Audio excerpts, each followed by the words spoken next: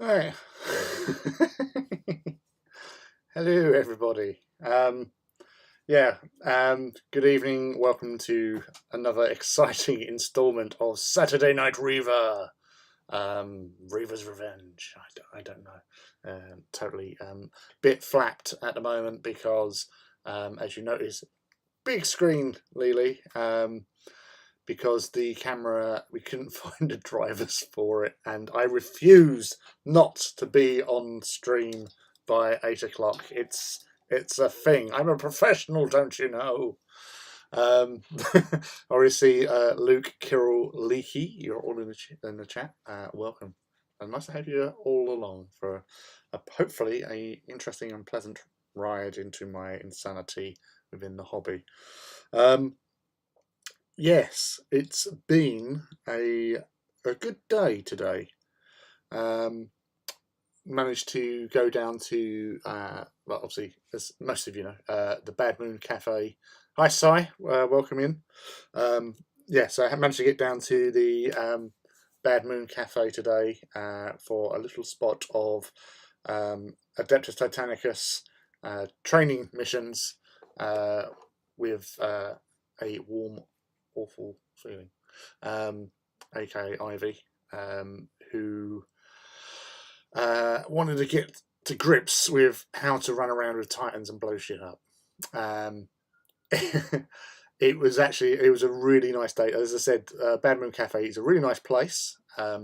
With its location, it's not that far away from like London Bridge. It was about a 10-minute walk from London Bridge Station. I actually drove down because I was dropping off my partner to her work in Whitechapel, and this was a very impromptu arrangement. This basically just came about on Thursday when I found out I was actually going to be dropping her off and picking her up from work. So I just thought, do I go all the way down there and drive all the way back, and then go back and then back? So I thought, no, actually, I'll got a day off. So, yeah, just contacted Ivy and spoke to. Well, there was someone else, Damo, who was meant to be coming along, but he got sidetracked with work or something.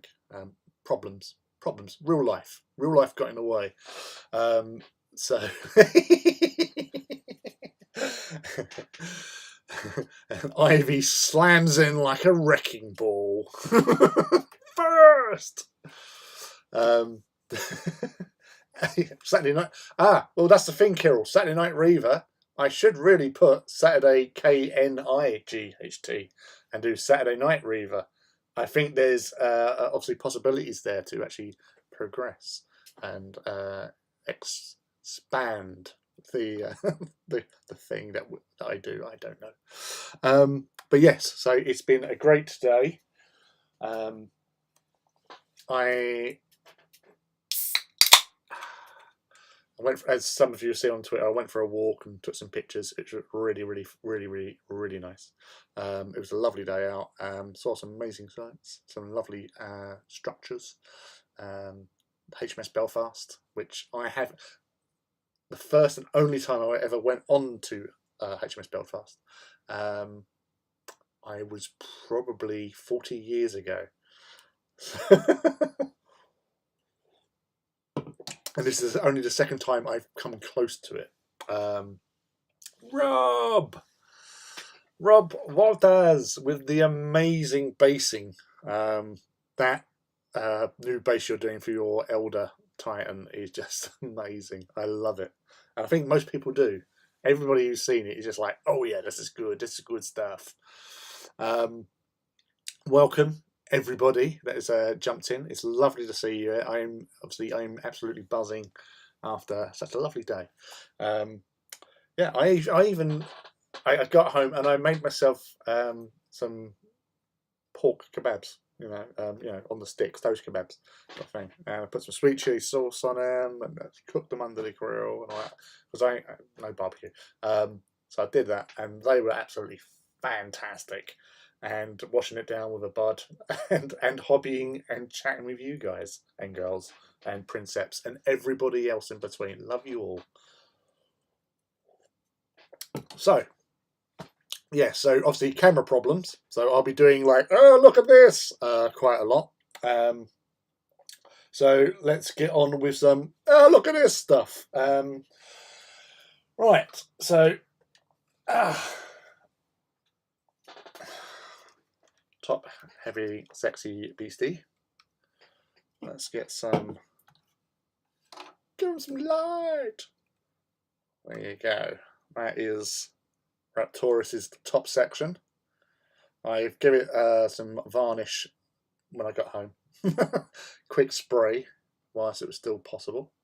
So it's got a lovely little bit of a sheen now, because I'm going to do some decals on this little bad boy today, because I thought it would be right to before I go any further.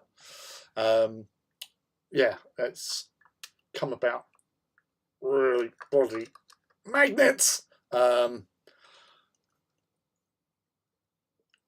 it's like an eyeball. Hello. What's it? Where's the camera? Where's the camera gone? What's there? Hello. So out of Futurama. So yeah, got on with that quickly when I got in. The magnets are working amazingly. This has been standing assembled in the TARDIS for a few days now, and it's really done me proud. I'm really happy with the whole thing. Really, it's a great kit to work with, and I'm actually thinking with the position, because of cameras, with the actual scroll work. Do I just put like Raptoris, or just do lots of little squiggles on there? Which, because Chris, who done Iracundus, actually put the motto going across on that, and I want to try and maybe I could try doing that, do some fancy calligraphy skills, and yeah, it's oh, thank you very much, Rob. Yeah, that is pure fluke, because I done that separately. They weren't attached when I did that. It just worked out just. So thank you. But yeah, it's come along quite well in a short time, as most people know. What else have we got? Oh yeah, so let's get the down below. Six legs. So hello. Sorry, I am. This is what a good day does to me. I get batshit crazy. Yeah. So again, I gave that a little varnish as well onto the pads. Got to get some decals, especially on this pad, which I've been going through my collection of decals. Which, yes, obviously, once you've been hobbying as long as I have, you do acquire quite a lot of decals.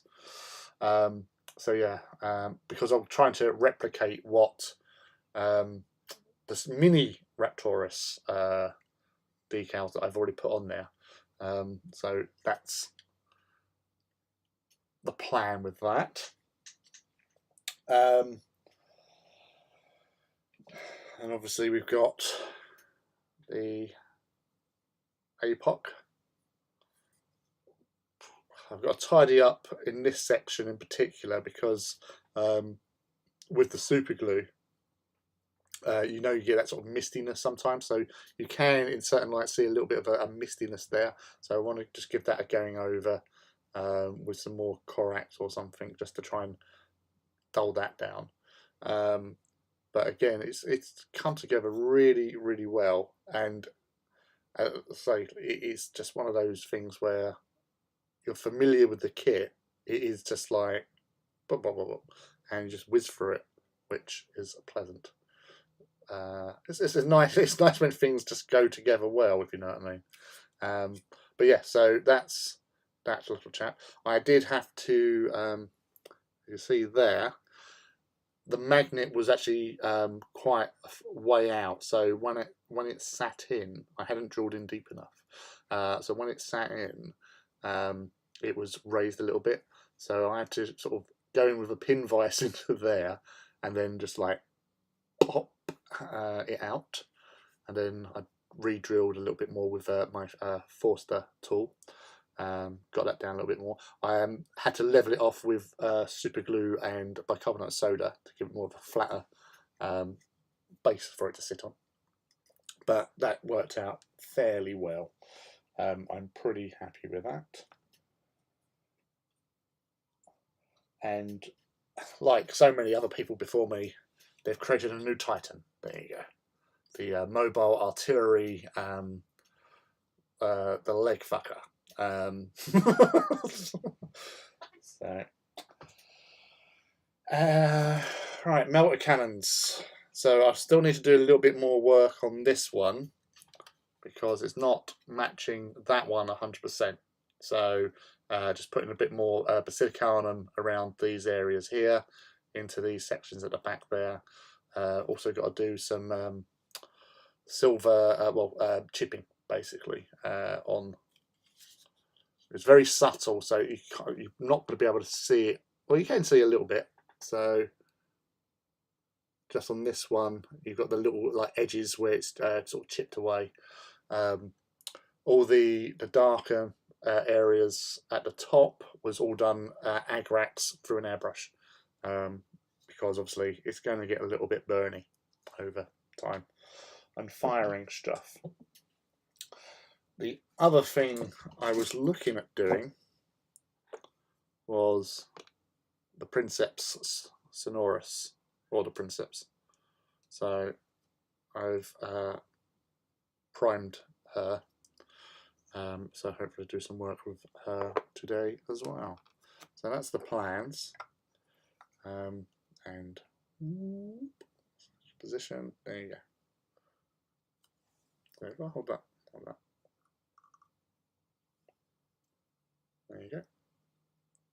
So gloss varnish on there just gives that nice shine to the lenses. So it's all done on the spray. So, which I use Humbro spray varnishes. So obviously gloss because I'll be doing decals. After I've done decals, I'll go over it again with a bit of gloss and then use some matte or even satin. Depends on mood I'm in. Before doing any oil weathering, where I'd use the floor polish for an airbrush and then get on with that. So yeah, so again, that's the introduction. That's basically Raptoris in pieces. Yeah, it's.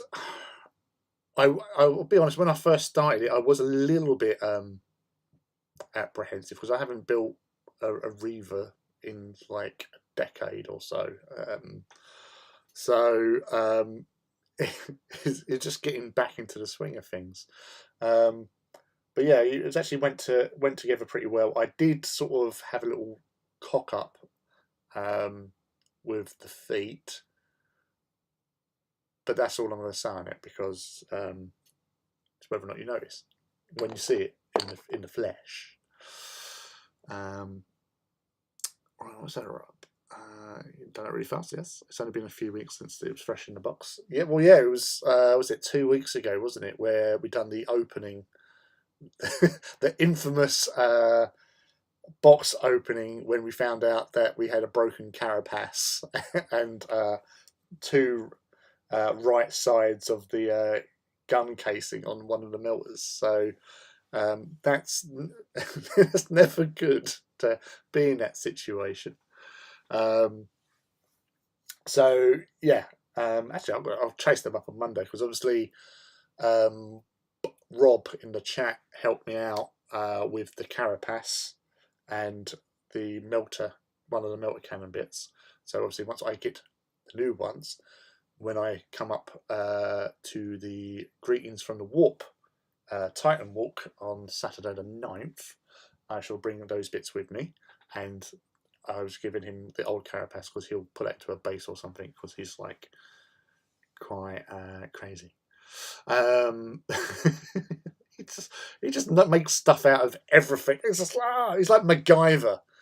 He's Rob MacGyver, Poseidon. So yeah, he's just such a creative talent. Love you. Was only really a couple of weeks ago. Yes, it was only a couple of weeks ago, Ivy. Wasn't it? Trying to think. Can't remember if it was actually. Oh, yeah, it was after the operation by Titans. That night was when I done the box opening, and that's when we discovered the problems with the. Apart from that, the kit was gorgeous. There was very little I had to do on the cleanup, and it didn't. It wasn't covered in release agent. It was so good, and I couldn't fault it. And it was like the perfect kit, apart from the broken carapace, which had the broken bits weren't in the box, which was the bizarre thing. It was all wrapped up, and the broken bits weren't in the box. So yeah, that was like, really? Yeah, it's not broken in transit. It broken pre-packing. So yeah, go figure. And it ended up with me on a live stream, just going, yeah, that's never good. How's the war become along? It's finally in the same house as me after a couple of weeks. But it's untouched apart from the check all the bits. Well, that's the thing. You checked all the bits whilst I was checking all the bits here. And, we know you have all the bits. So that's good. That is great. Right, now what was I going to do first? So yeah, anyway, enough about me. We've got Kirill's doing some nights tonight. What are the rest of you hobbying tonight? Are you actually hobbying, Leaky? Are you just popping in and hanging out just to, chill with the princeps?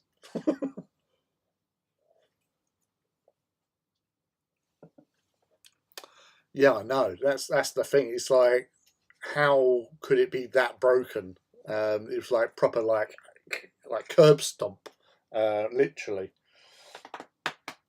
Right, ideas, plans, schemes within schemes, dreams upon dreams, and badgers. Right, so actually, let's get going.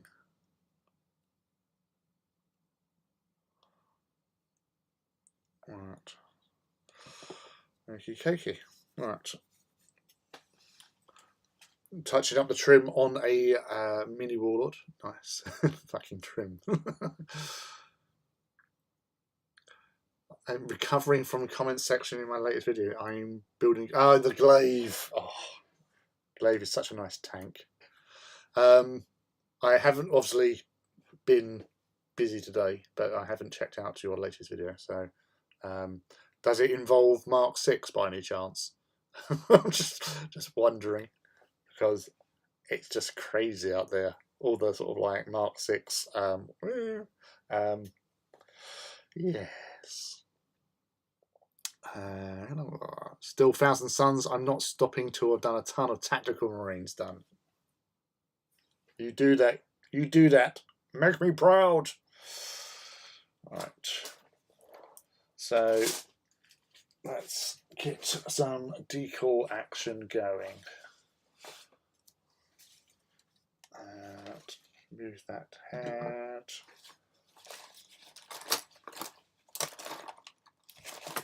There's Old Faithful.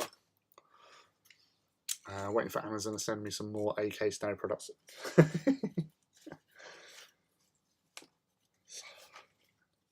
I'm just so thrilled to see what you do with that base. Funny enough, yes. Well, don't worry, dude. We're all lovable rogues here, so you're more than welcome to hang out and be safe with us. Where the Federkin is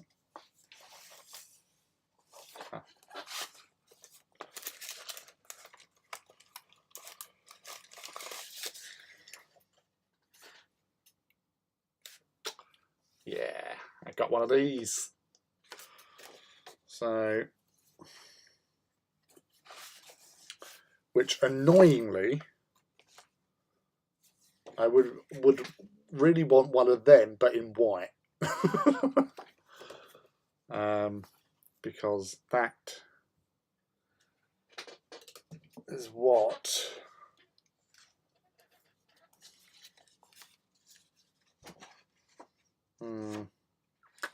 yeah, so on Raptoris, mini Raptoris, it has a white one of these in here. That one is going to be way too big to go into that section. Even that might actually be a little bit on the big side. It would fit in. I thought there was more space on these, which is worrying.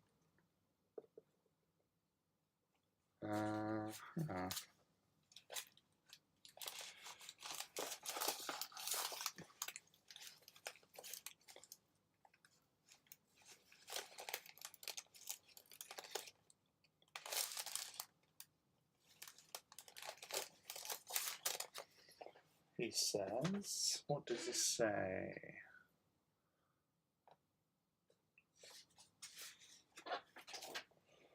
Right, well, I have to cut that out and try and see.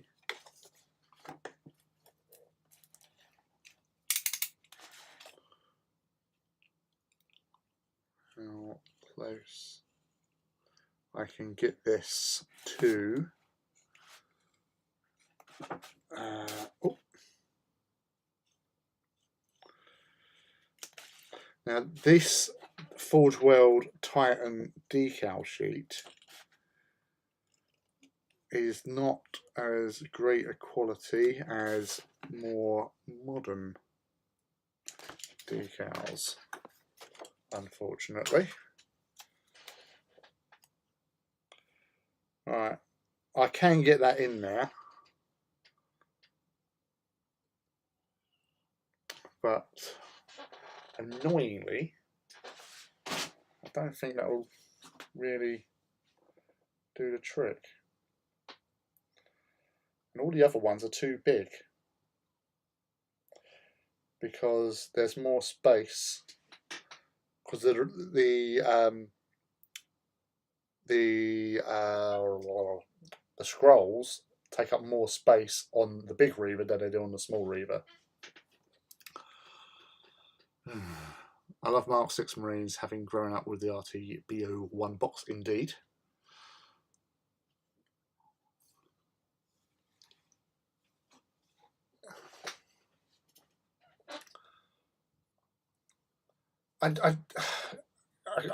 Can anyone tell anybody why people are so angry about beakies? It's, as you say, like you've seen so many people posting up about about, oh yeah, they bring out all these beakies and all that sort of thing. Mark 6 is not going to place in a heresy. But it's just crazy because those of us of a certain age that came in back in the RTBO 1 box days, they were Mark 6. And then obviously they expanded on that later on with, you know, the Mark 1, or Mark 1, Thunder Armour, Mark 2, 3, 4, and 5 being the Heresy suit, which isn't really a Mark.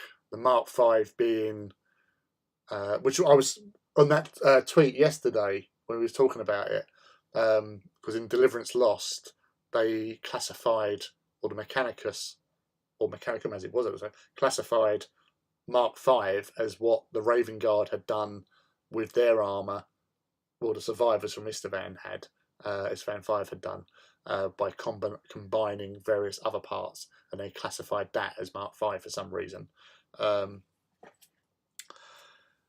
And because it's called Heresy Armour, maybe it was like a tongue-in-cheek naming convention, because it's like it was armour that only appeared during the Heresy because everyone was patching up everything.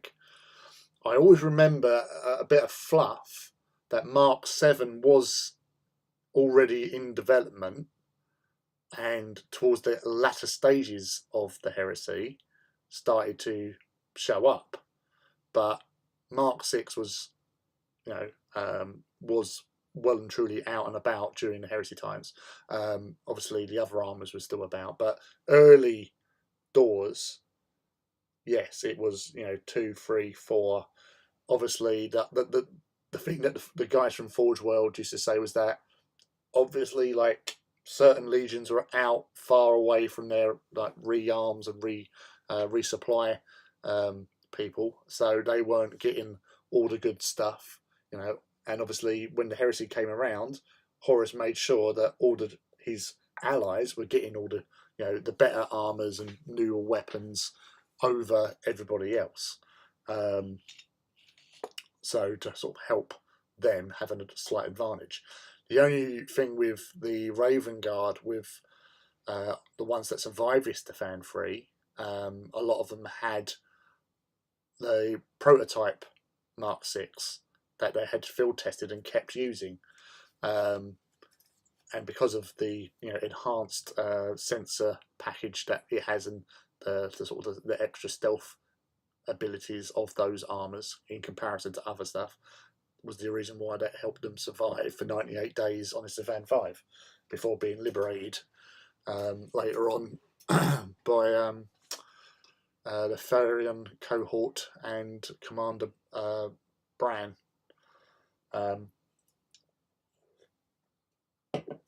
And yes, but then it got, in honour of Corvus, got named Corvus Armour and the Mark 6 designation. And as we know from reading the books, obviously not the Forge World books, as Leaky was pointing out yesterday, during the Martian Civil War, and Sigismund and Camber Diaz, who went to Mars to help sort of liberate ammunitions and armours, they got hold of a load of Mark 6, which they gave, was about, I think, 1,400 suits or so to Raven Guard when they was leaving Terra. But we don't know how many Mark 6 they had. And obviously the forges on Terra would have been making the newer suits to resupply the defenders, I would guess. So yeah, at the end of the day, they're writing the story and all that sort of thing. It was at no point have they never said that Mark 6 wasn't in the heresy. And Mark 6 was the main armour towards the end of the heresy because of what happened in the original RTB-01. So yes. And it's a thing of addition with the Mark 6, because Alpha Legion had it. I always like to think the Alpha Legion got the Mark 6 by taking all the Mark 6 off of the dead Raven Guard, because there was a lot of dead Raven Guard on Istefan, somewhere about 90,000 dead Raven Guard. So yeah, there was a lot of Mark 6 amongst them, and they could obviously cobble together a few decent suits of Mark 6 between all those spare parts. Or they just stole it. Because that's what they do. They steal and stuff. Right, okay. So that plan for that decal is not going to work on this puppy. So that's a bit of an arse. Other thing that it has got is on its right shoulder pad. This one. It has 3 skulls across the top there. So I'm going to start with them because it's easier to do that. Because that's disappointed me. I'm a sad panda. I'm not really, but yeah. I might have to change the decal on Mini Raptoris now to make that work better, because I want them looking the same at the end of the day.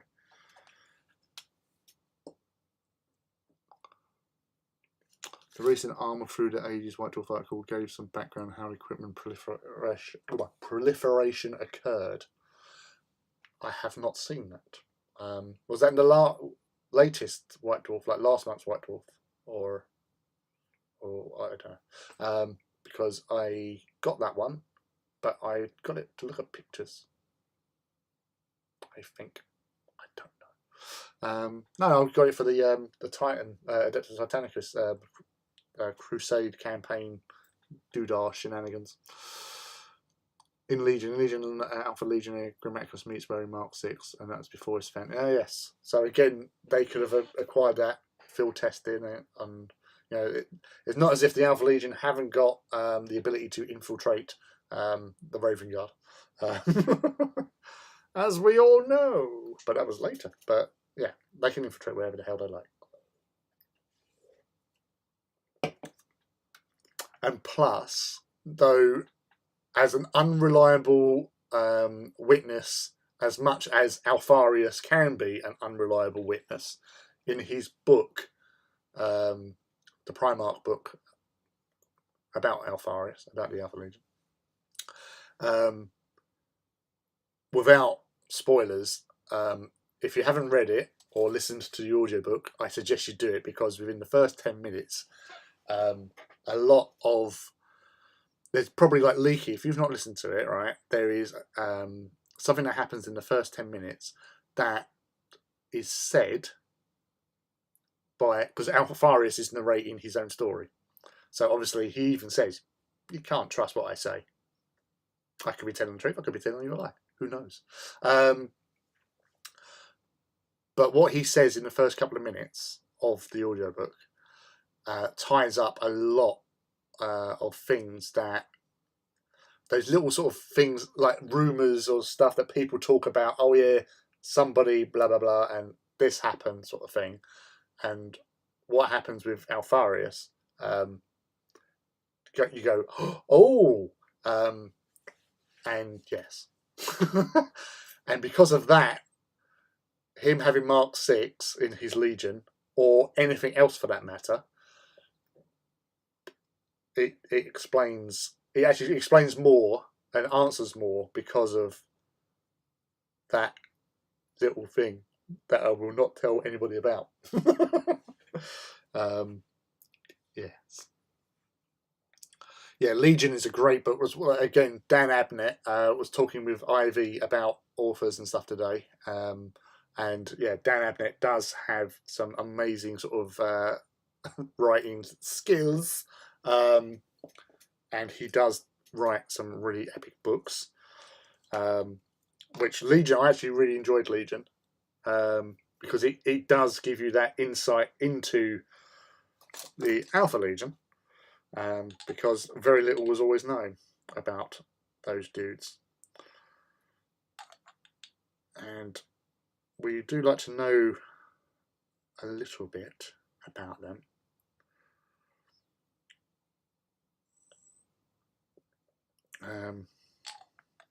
Ouch, ouch, ouch, ouch, ouch. Oh.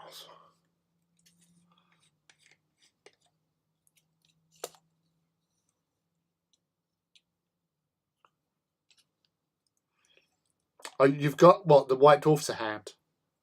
The article.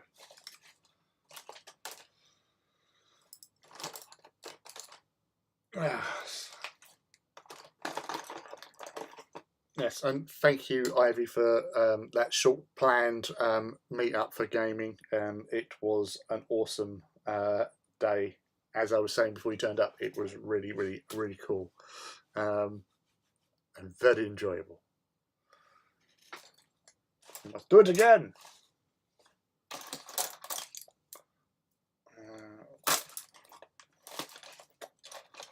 God damn.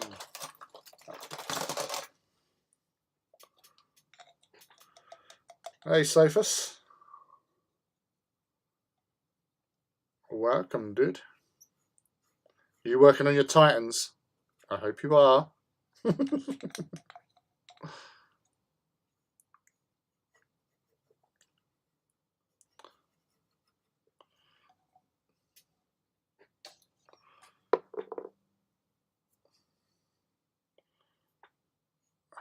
no problem. As I say, the location was really cool. The company was cooler, and the games were fun. So basically, we managed to get one game of Titans. Hey, Cyprian, welcome back. You have been gone for too long.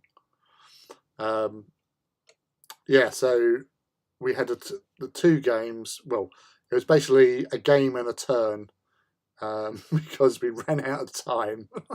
It didn't help because my organisation today was piss poor. Because at one stage I realised that I didn't have my hot sheets with me. So I was downloading pictures of hot sheets, and then I realised I didn't have any dice for the Titanicus dice. So I actually had to go and walk back to the car, which was parked about 8 minutes away, because London.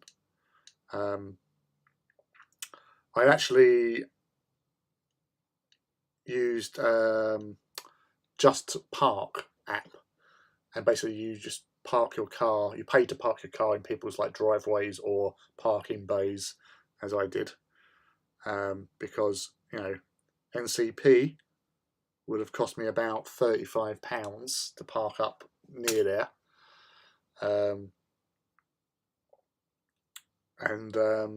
yeah, so it was. It saved me a bit of time, but I've since learned that on Saturdays the parking restrictions near to Bad Moon aren't in effect, so I'll be able to drive up closer, which would have been a lot easier. And the only reason I didn't move my car was that I begrudgingly I paid for that space, so I'm staying it. God damn it! Hey, Alex. And G-Stealer, dude, I hope you're both having a great time, and you, Sophus, as well. Everybody, thank you for joining us and participating in the chat. As you can tell from the last time you was here, the overhead camera is not working. So whether or not it's a driver problem, but it's just not working at all. So we've had to come off of that. So 3 decals on there, like thus. So let that dry a little bit. Gosh.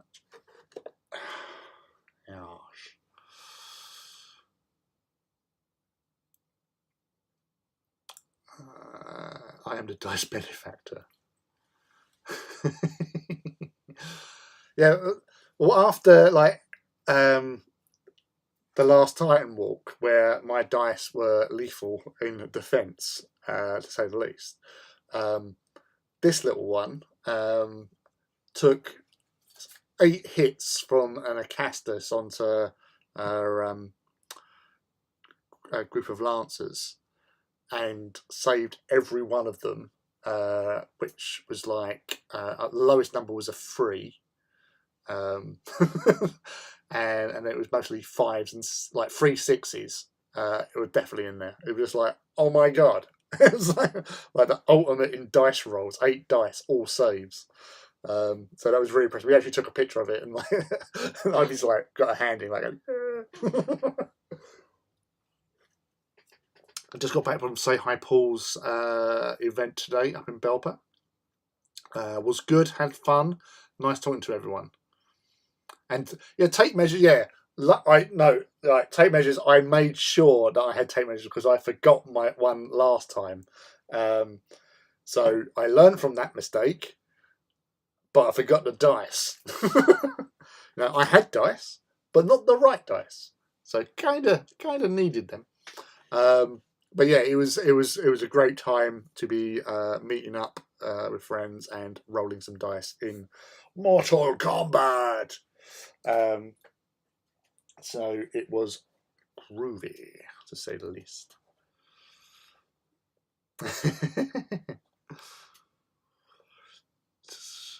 The best you ever rolled. It was impressive. Yeah, but it wasn't the best dice roll of the evening, or after morning, even afternoon, where oh, I can't remember what weapon I'd actually shot you with. Basically, it had one Titan. I think it was the Reaver, wasn't it? Yeah, it was the Reaver. Now, this Reaver I'd been shooting at, it had taken some damage from an exploding Warhound, which is always handy. So its body was really quite buggered. And then I was shooting it with oh, yeah, I was shooting it with oh, bugger. Yeah, so yeah, obviously, yeah. Sorry. So I shot it. I think I shot it with my Warlord, which stripped the shields and did some damage and all that sort of stuff. Took out a weapon, which was annoying. But through the attacks, it took some damage here and there, basically mostly to the body. And then my Raptoris, mini Raptoris, fired its melters and basically headshots and got numerous crits on it. So basically, it's I think 4 hits, and both of them rolled head.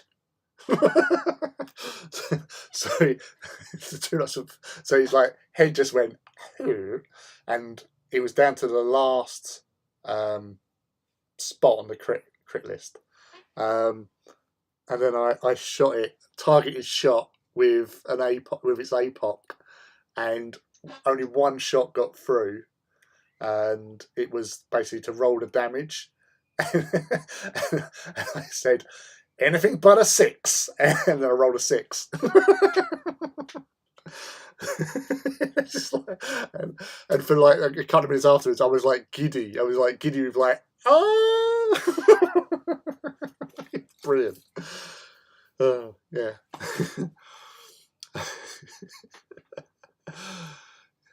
Hayley, I was on the second Warhound, nearly finished the feat. Oh, the feat on Warhounds! Oh my god, I do not envy any person building Warhounds and their feet.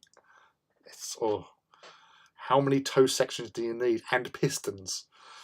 I was hanging out at the Heresy event in Brighton this weekend. Watched Lehman Russ take 7 5+ saves. Make 7 5+ saves. That's impressive. There's always one game where just one target just does not die. Which for me was the last walk, when I had 3 Titans targeting, 3 Princeps targeting 2 of my Titans, and it was he's got to have loaded dice or something, because I kept on making dice, and always good reactor management when you're doing your voids to fall, which as Ivy can attest to, is it does come in handy at times. But yeah, it was just so many dice were coming in at me, and I just kept on shrugging off the hits, and they're like, how are you still alive?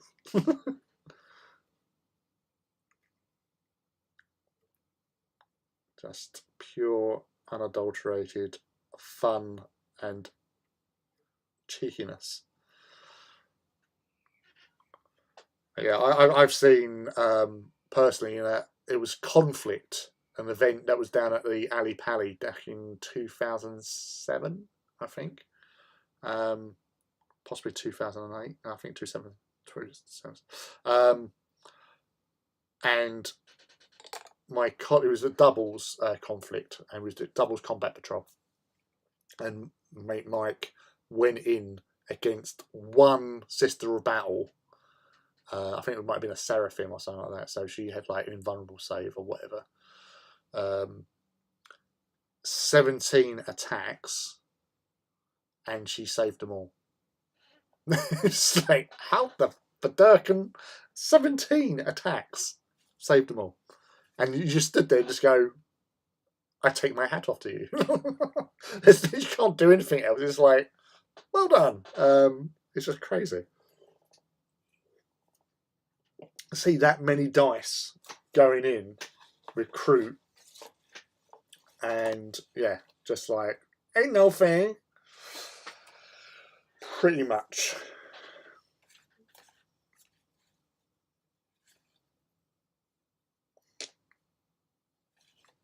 I don't know if I've got the AT ones out for. Oh, that's not AT, that's Space Wolves. Alright, so that's there.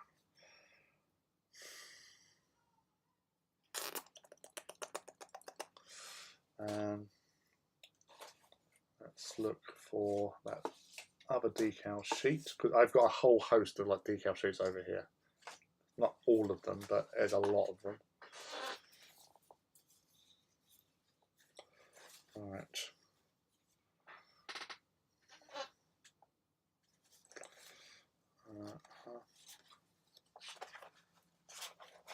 Dark Imperium.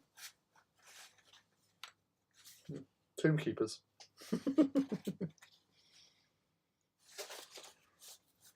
Lots of Dark Imperium ones.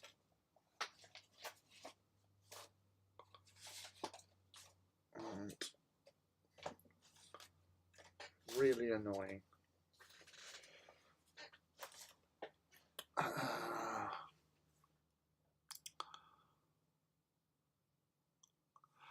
No, we don't use Titan-sized dice. I actually saw one of the pictures from Adepticon where they were having a Titan walk. It was basically, from what I could tell, from the size of their gaming surface, because they was using those foam like safety mat things, the jigsaw type ones. I think they had like a 13 by 13 playing area. I think it might have been 12. It might have been 16. I don't know. I don't know how big those things are. They're more about 3 foot, aren't they? Normally about 3 foot square, those ones. So it might have been 15 by 15 then. And there's some nice buildings there, but there was like literally like a dozen Titans at most. And they had these big sort of like foam D6 or whatever. Yeah, I don't fancy throwing them around just in case you get a, one in the face of a Titan and top it over. There might be like really basic foam things, but you never know in this game. So yeah, we just they'll use dice. I normally like a dice tray. Just put it out, roll your dice, and woohoo, and go from there. Really.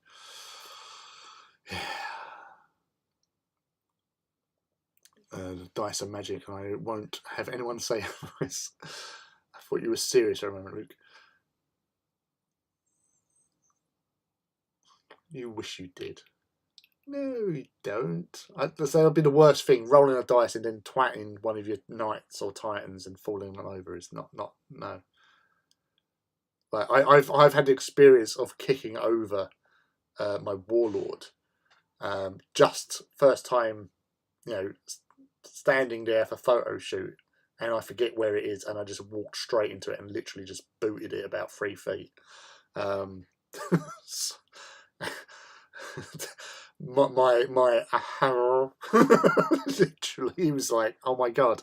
I was crying internally. I had to keep my decal sheets in a leather art folder. Leather art folder, I take it. Why not? I'll still keep them in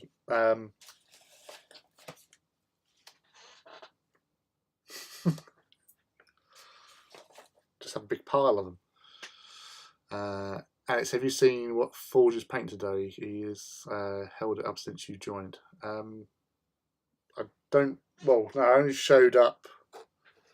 I've only done that recently with the eye. So yeah, with the decals on the side there. I'm just looking for doing maybe the knee pad one.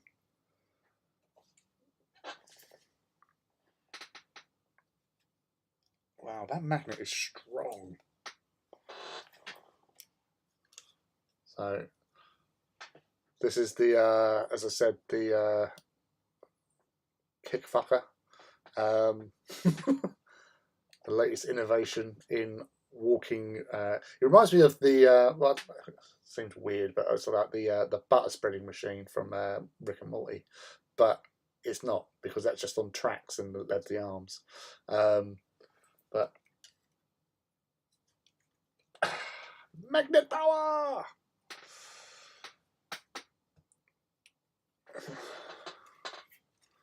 So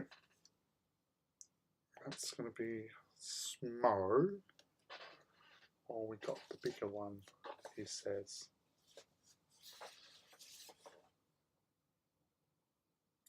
He says, but to no avail.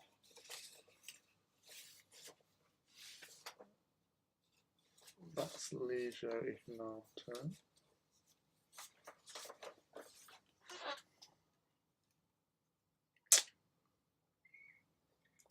Actually, he says, which probably is going to be a bit of a pain, really.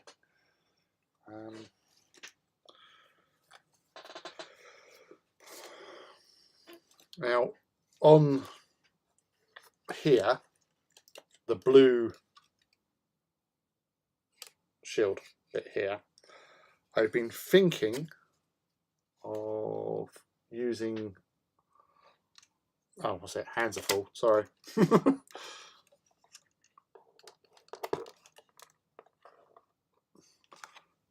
So I've been thinking about using maybe, oh, wrong side. No, that side, that side. One of them in there, or do I go for that type of the colour on the blue background?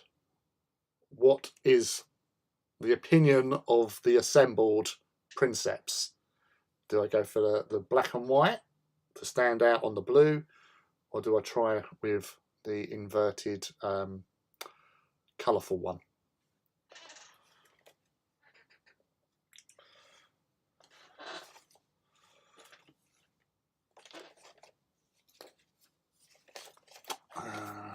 By the way, folks, Alex is certified good egg. We are going to have to induct him into Titan's Owners Club sometime. Yeah. We're a friendly bunch. Leaky, have you got a Titan? You have got a Titan, haven't you? I seem to remember watching one of your videos years ago when you was magnetizing the weapons arms. Have you still got said Titan? Or was that doing... Right, so we have one colourful. Or was you doing that for a build for somebody?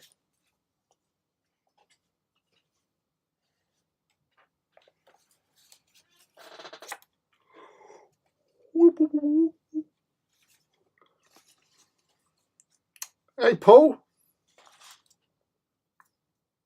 I do, Warlord number 71. See, now we got to get you involved with a Titan walk. They're fun places to be. Hold on, you'd be traitor, wouldn't you?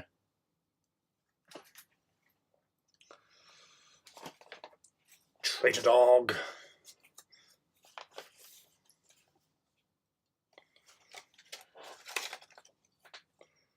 Alright. Right, he says. Alright, I've got to keep on putting things down, keep on moving things across. So I've really got to be a bit more organised.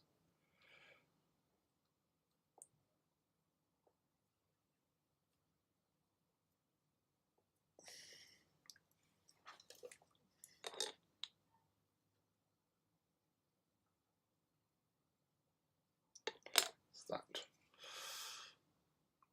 Gryphonicus, cool. Oh, we do have a Gryphonicus player, Ollie, who comes to the main walks, who's Gryphonicus. He's a pretty decent dude as well. He likes to kick ass and take names.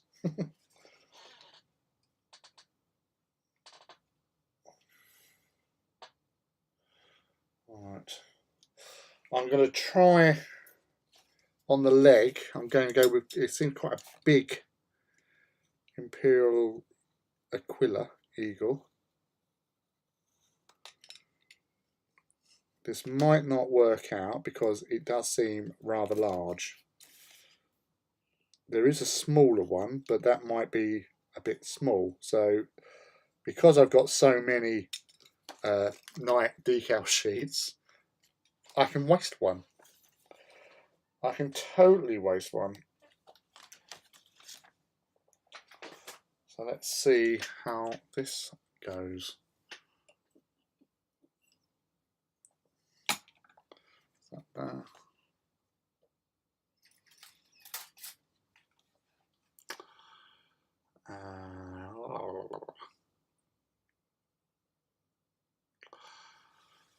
I've heard such great things about you all from Ivy. Oh, she's a good girl. I warned her from the very moment we met at Salute and was talking about Titans, and you can see that little light in her eyes.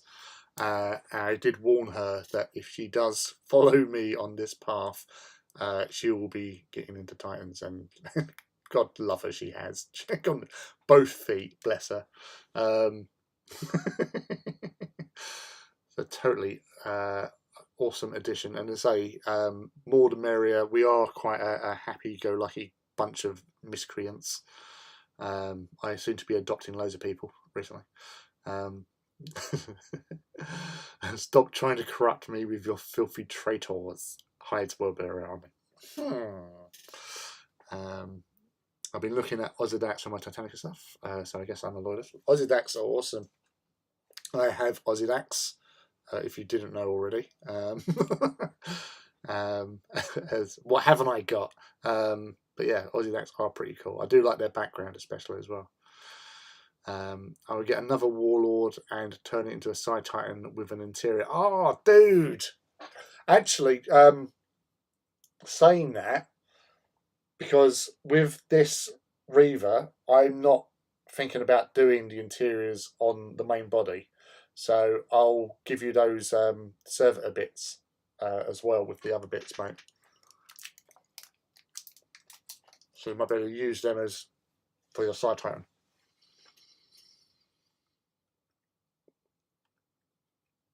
Side Titans are the only... Oh, we didn't get to use a Side Titan. I took it there for that specific reason, to just like blow shit up.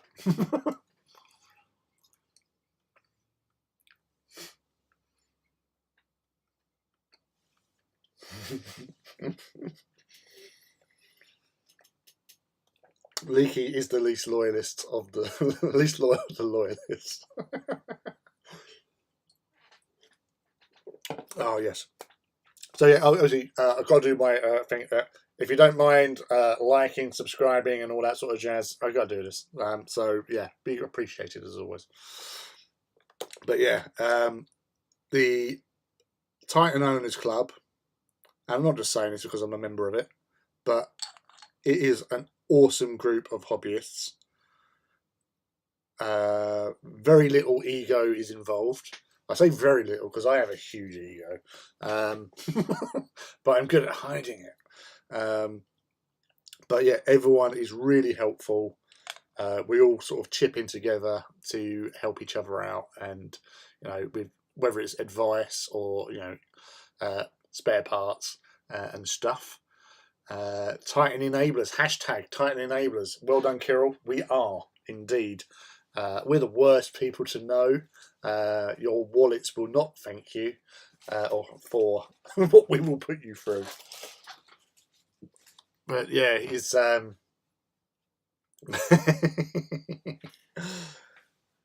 yeah.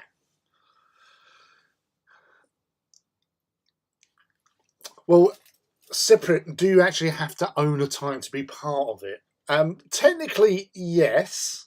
You can be any Titans because they are actually allowing in like Xenos Titans now. Because in the next walk we're doing, apparently there's going to be about 20 Elder Titans there. Whether or not they're all Phantoms, there'll probably be Revenants in there as well. But there are certainly a selection of Phantoms there. We're looking at the moment possibly hitting about 150 Titans. That is what we're speculating at with what we've got already. Plus, people like Rob, Ivy, Luke are buying Titans. Phil as well. Phil is, oh my God. Phil, yeah, he's got more Titans now. So, yeah, it's a great, like the main walk we do, which is November this year, is such a great event with really great hobbyist players, really nice people. So, and we generally have fun because how often do you get to field 40k Titans? And this is what the Titan Owners Club is about. And obviously, we're doing more events than we have done. So we've done one in February. We've got another one next month at Greetings from the Warp, April the 9th. And then I think we're pretty quiet during the interim up until November. So unless something else comes up, because sometimes we get invited, like Beachhead and Greetings, we've been invited to attend to host these demo games. We call them demo games. We basically, it is something great to see, and you always get a lot of people coming over. Like at Beachhead, we was right in the main hall on a smaller scale than we normally play, but you get a load of people coming in, looking over everything, and it's just a nice sort of atmosphere, and people are asking questions, and everyone's like willing to talk to them and not ignore them, because that's what the whole community is about, being helpful to each other and others. So they are great occasions, and going around and blowing your friends apart is what it's all about, really. What more? Yeah, say, Paul, that was your first one. And with running around with your Astorum. And yeah, it's a great weekend. So yeah, it's worth it. Now, going back to what you was asking Cyprian, to join the Titans Owners Club, they are doing, I think they are doing AT as well. But if you go onto Google the Titans Owners Club, they have the blog. That's the one you have to go to register stuff. So check it out, because it may be a case that, yes, you can do that and just have AT stuff on there. I know they're doing night banners.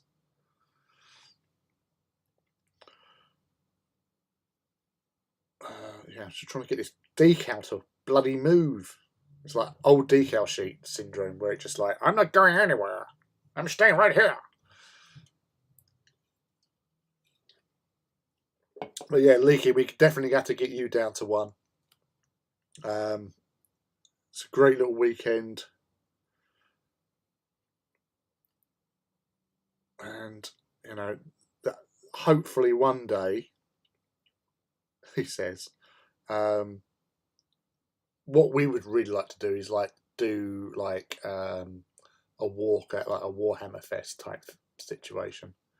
That would be absolutely awesome.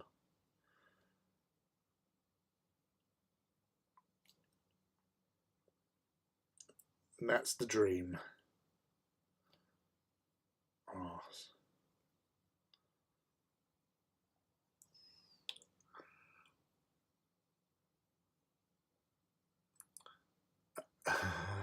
I have until November to get Terra Belly painted. Yeah.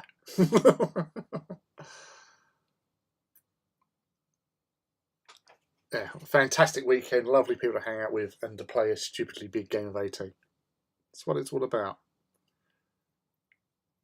Roll some dice, blow some titans up, and yeah, so that's like also like being part of the Titans Owners Club. Membership has its privileges, so Matt wants to see all these glorious engines, but obviously the kill banners are the pièce de résistance.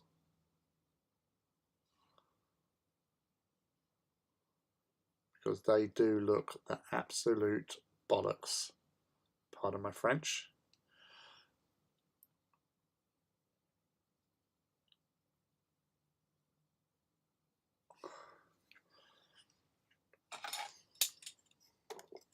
Alright, I'm focusing, he says.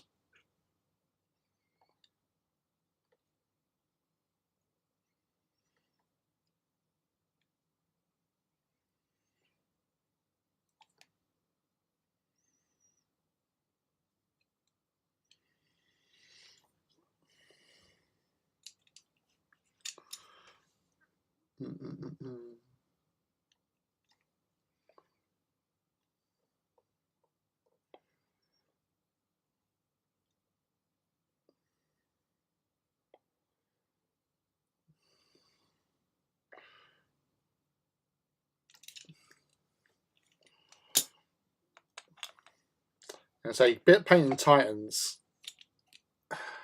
They can be quite intimidating, but being part of a group like the Titans Owners Club does have its benefits because everybody is wanting to help out, and if you need a helping hand with advice or whatever, everyone is willing to help out in that respect.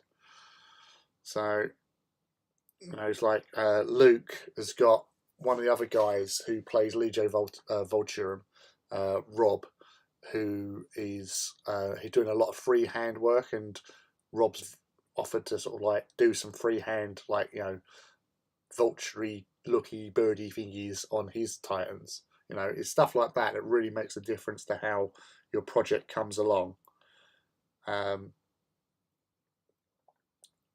yeah, it's all gravy in that respect.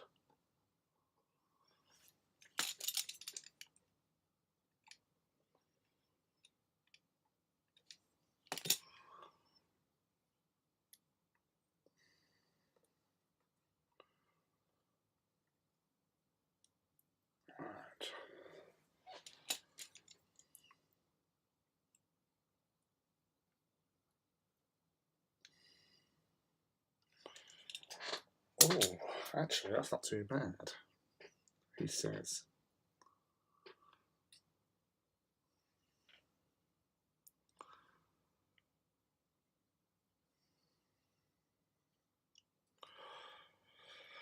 Yeah, I'm liking that.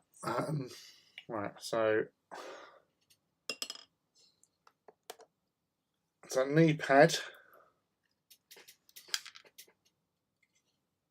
Oh, bloody camera.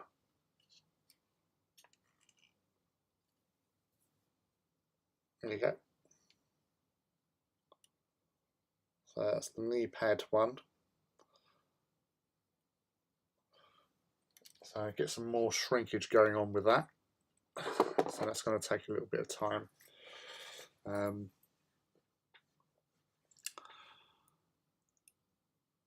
How does the Vulcan carapace? Just don't paint two at the same time, you'll be fine. Best way to meet everyone and laugh about lasagna. Yeah, well, some of us wasn't there, and the kill banners and pins are the coolest things. They are. So can't say fairer than that. It's worth it. Just going there, making friends, and then blowing the crap out of them. What's not to love? That dinner was hilarious. Yeah, well, this year I'll be there for both the Saturday and the Sunday. I like lasagna, but hopefully we're going to have a better meal time. and you know, shenanigans. We'll try to add some bird skulls on it as well. Nice. Amazing to see what direction people take their Titans, given everyone starts at the same kit. Yeah, that's the thing, right? You see them when you see those lineup videos that we post up. It is so much variation there. He's really amazing how everybody's put all that work and effort into what they do, and just, you know, it is the same kit but just looked so different, and yet the same. And the standard has been amazing. And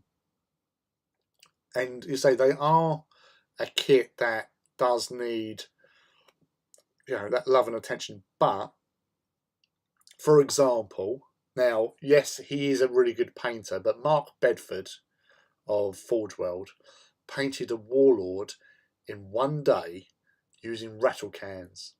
Literally was like spray, spray, spray, spray, spray, spray, spray, and then it's down to doing the detail. It's as hard as you make it. So, you know, if you're sort of, you know, obviously I don't have high standards. I'm quite like, yeah, let's go, that'll do. So, you know, but I know that I'll never be like one of those like top tier painters sort of thing. I'm happy where I am. I found what I can do, and I'm happy with how I do it. And I just say, like, this dude has not taken any time at all. And I said majority was rattle can, you know. So all the lead belcher, so primed it all, lead belchered it all, and then, you know, the yellow was Avalon Sunset Spray. The red was Mephiston on the most part. The few bits that I then went over with Mephiston through an airbrush, washed it all with Agrax, and then went over again. So rinse and repeat, and then airbrushing Seraphim Sepia. So like those hips, all those hits, Seraphim Sepia for an airbrush. Do a little bit of dry brushing here and there. And yeah, it just works out. And then obviously you do your other bits and pieces. So it's going to be a straightforward enterprise, really. And you'd be surprised how far you can get with painting a Titan.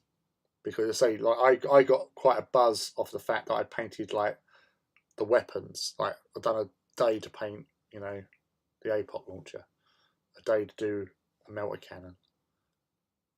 It's like, oh, that's my hobby time for that day.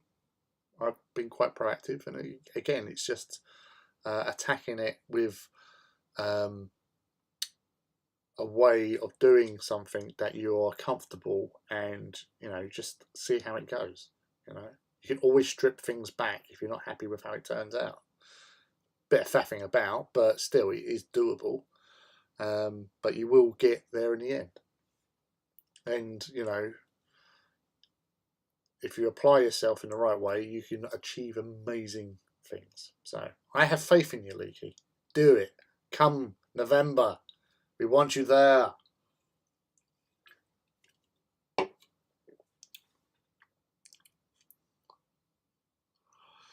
Well, and daily chains, pipes, and mine looks a bit like those John Blanche art from. Yeah, our chain master, Mr. Luke, is the god of chains. His Vulturum dudes have lots of chains everywhere. Same with me, Lee. I'm happy with what I do. I try out new techniques and learn a lot from others. Phil is full of good tips. He is. That's why I named him Engine Phil. Just conveniently being named. Who'd have thought all those years ago, 50 odd years ago, when he was named Phil, that his name would become synonymous with Titans. I might do using some pipes so it won't be too fragile. Well, you say just glue the fuck out of them, Leaky. Don't be scared. Attack. Alright. Get some So yeah, so anyone joining late, the reason why you've got me on all screen is because the camera needs updated drivers, and we couldn't get them set up in time, or couldn't find them, to be honest with you. So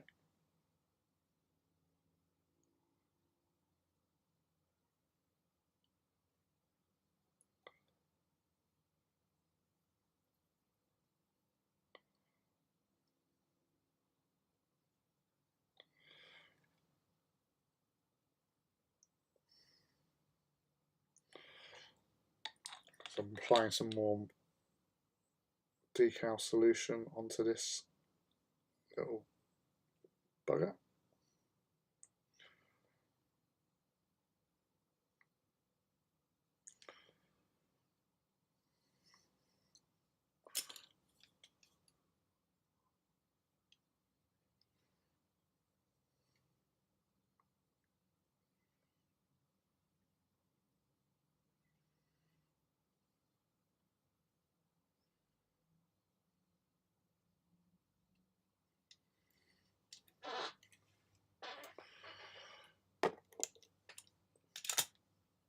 Yes.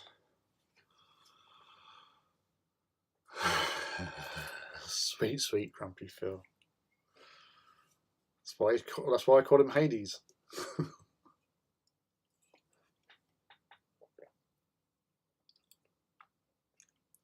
Yes, we do love him. Everybody loves Engine Phil.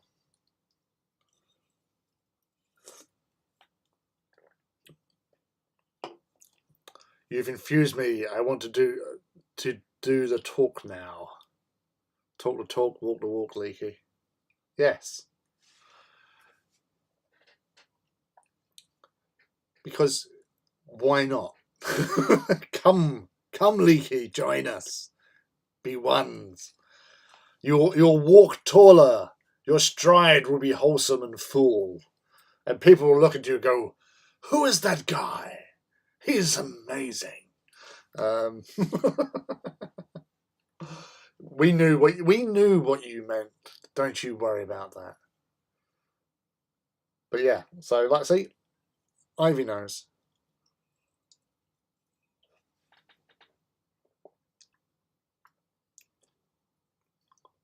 Yeah, he puts a lot of effort into his things. That's why he finds me annoying, because I paint the amount that I can paint in a time frame just really fucks him off. And you can hear Phil's face. I fucking hate you. You can hear Phil in every syllable.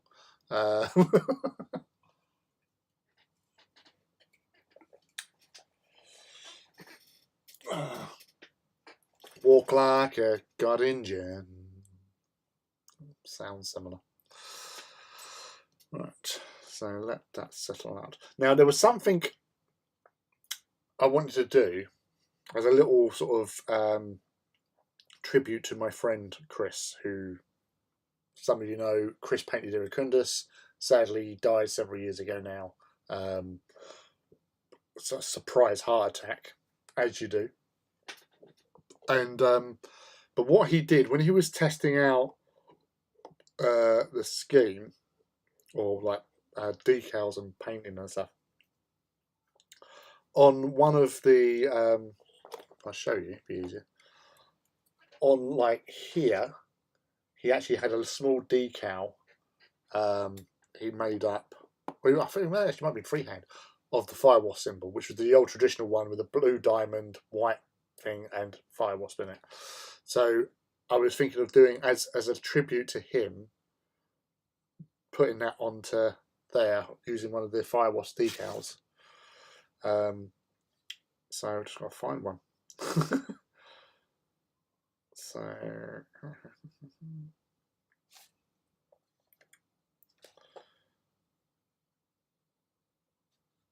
all the decent ones. So yeah, because I prefer these inverted triangle ones more, because it still reminds me of the original inverted triangle. So I'm going to put a little one of them. It's sort of like, you know, just a little nod to him, because he done such a great job with Iracundus, and he helped create the personality. And obviously, as we all know, Iracundus has gone a long way in all those years.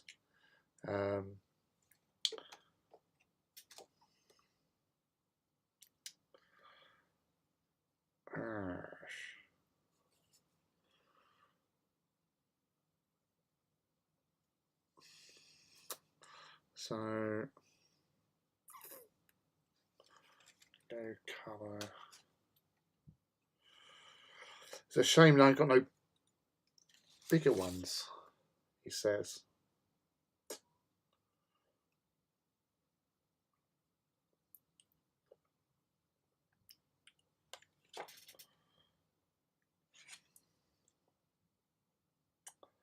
Might go. Right, yeah, we'll go with inverted. That's because I was inverted. What film was that from? First one in the chat to name that film gets a hug.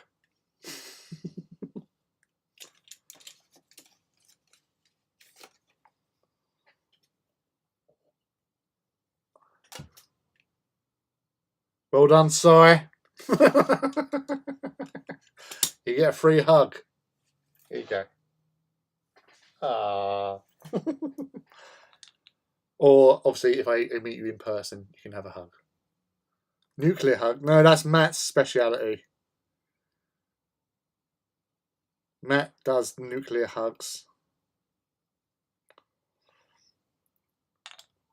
Actually, Kirill, I'm shaking my finger at you. Not in a bad way. When are you going up to Warhammer World next? Because I might need a favour for you if you can, because there's a Necromunda thing. My friend has asked me if I'm going up there anytime soon. At the moment, I'm still unsure when I'll be up there next. But if you was able to grab it for us and post it to us, and obviously I'll sort out the money and all that sort of shit. It's one of the Necromunda special kits. Orlocks, I think. Not Orlocks. It might be Orlocks. Can't remember now. Yeah, Orlock, Champion, and Gangers. That thing. I'll PayPal you over for it, and if you can grab one of them for us. Yeah, I'll send it in Messenger.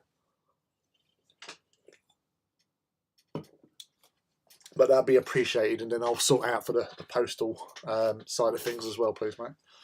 And then I can send that off to him as well. So when I see him next.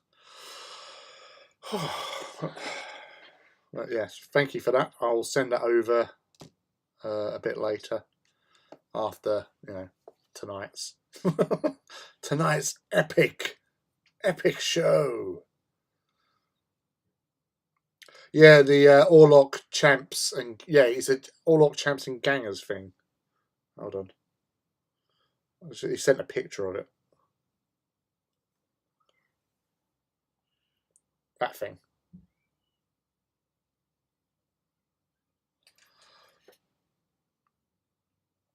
So yeah, if you can, that would be really appreciated, dude.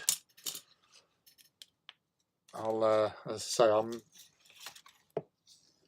if you send me your PayPal details and let us know how much it is, and I'll send it over straight away for you. Gosh. Yeah, that's the thing. I bought Necromunda stuff. I've got Vansar because Vansar was my favourite looking force back in the old days. But I've built one. So it's just like, built one. I have painted it as well because I was doing. I'd just seen Black Panther. So I've done them as Wakanda Forever, Wakanda AMZ. Hello, welcome. I hope you're okay. Is everything groovy? I hope so. But yeah, it's yeah. So I done the Wakanda dude or dudette. Sorry, like the bodyguard, like the general, you know, that one.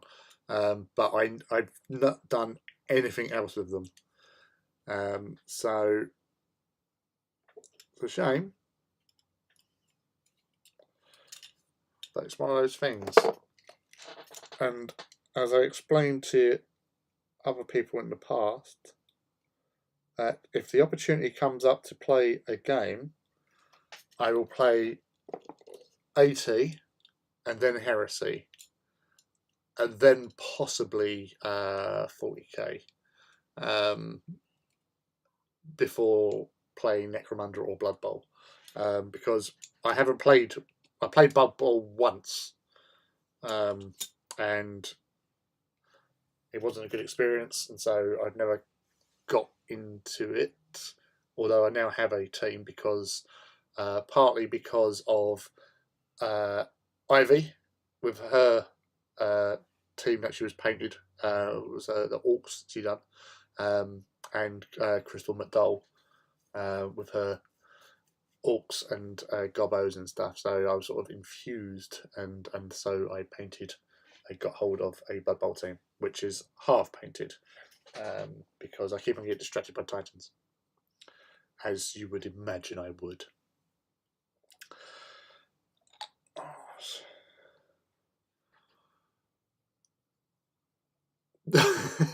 Saturday Night Reaver official Necromunda League, please.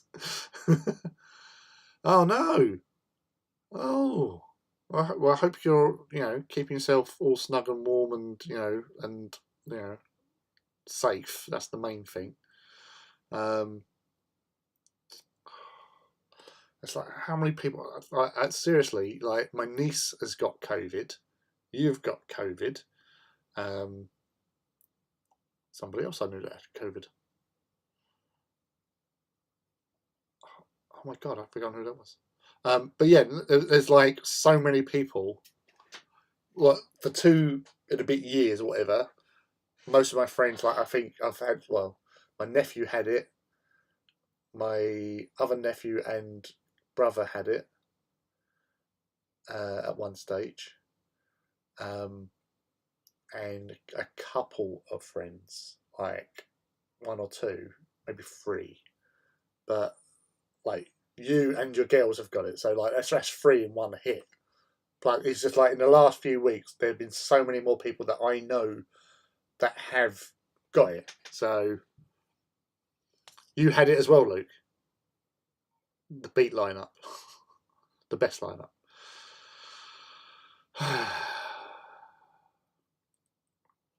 Well, I hope everyone who is suffering from COVID and obviously other things. I know, like, obviously some of you do have sort of underlying health conditions as well. Keep safe, and, you know, as best you can, and just keep up with your old routines of, you know, preventative measures and stuff. There was a time, I think, midway through last year, where I realised that I hadn't, because of, you know, wearing masks and sanitation and everything like that, that I hadn't had a cold in 18 months. So that tells a lot, you know, because I deal with the public, as I do. You meet a lot of people, and you get a lot of fucking germs thrown at you. And obviously wearing masks and stuff did limit it. But obviously now, with the restrictions lifted, people are not wearing masks and catching. Yeah, you know, there's whatever. There's an increase in COVID because no one's wearing masks. So it's an easy equation to work out, really. But that's enough of that. We're not, you know, I hope everyone who gets it gets through with the minimal amount of hassle and aggravation and pain and discomfort, you know, because I don't want any of you to be, like, in a bad way I know Phil, when he had it, he still suffers quite badly with his not his breathing, but like he doesn't have the same sort of like he gets out of breath a lot easier now. So obviously he can't rant as much as he would like to with a grumpiness. I wonder if he's awake. No.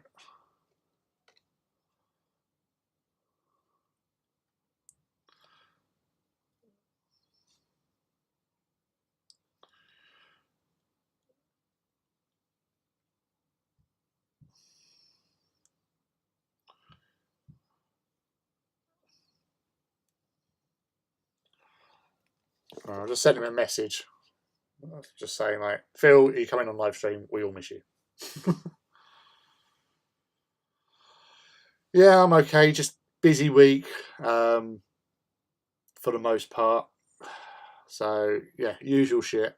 I had to have my boy was off college on Thursday, so my day off was taken up with that, looking after him. Kind of do have to do that when you're a parent, as you well know. But yeah, he's just had flood issues this past week and a bit, where we had a sewage flood in the downstairs granny annex, which was not welcome. Electricity blew. Also a leak upstairs in the one that I repaired. Now get this right. So I repaired this leak. There was a burst pipe.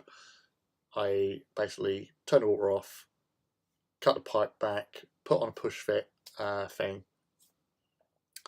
Now, that was fine, but I made a cock up because I was meant to put a little insert inside of the pipe where the push fit goes on, and I didn't have one. So I was meaning to do it, and I didn't, and then that caused further leakage because it was a constant drip, and a slow leak is worse than a fast leak because you don't notice it until it's too late. So that's why we've got a gap in the ceiling in the kitchen at present. So then I repaired that by putting the actual thing, the stopper, into there and pushing the thing on there. No problems.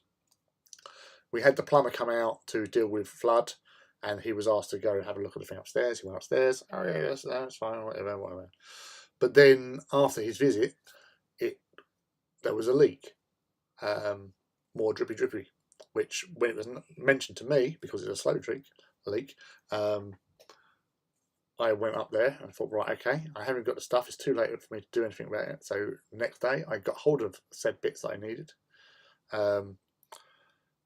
But then I thought, right, okay, I don't know why this has happened because the plumber had a look at it. So I turned off the water, went upstairs, took the thing off. The thing that the stopper that goes in the pipe was not in the pipe. There's been two people who have touched that pipe, me and the plumber.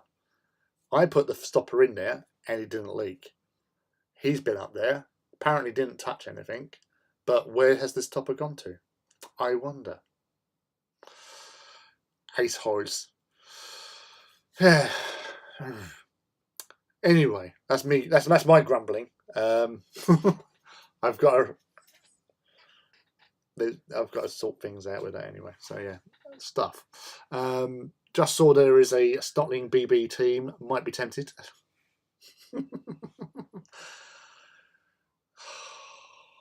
Damn it! I think like yeah, more Blood Bowl. So that'll be something we can do another time. We're not doing Titan walks, I guess. Engine Philip. It doesn't have the same ring, really, does it? Engine Philip. He's replied, sure.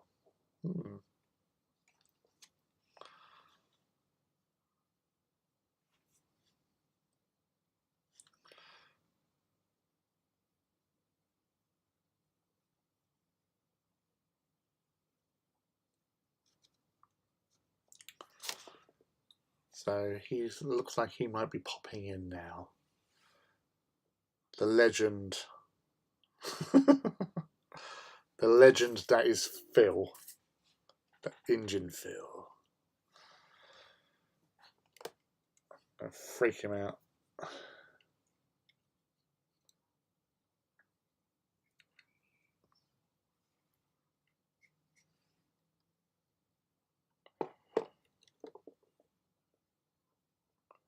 Oh, 28mm Aeronautica. No, no, no. Yeah, to be honest, Aeronautica has never really floated my boat. It's not Titans. There's nothing. No. BSG, maybe. Oh, that would be good, wouldn't it? 28mm BSG. How big would that be? Or we just do a really big fuck off space engagement in normal BSG. Or if they ever do BSG. Quick, everyone complain about Mark 6 for Phil. I thought he loved Mark 6. I thought he was all about the Mark 6.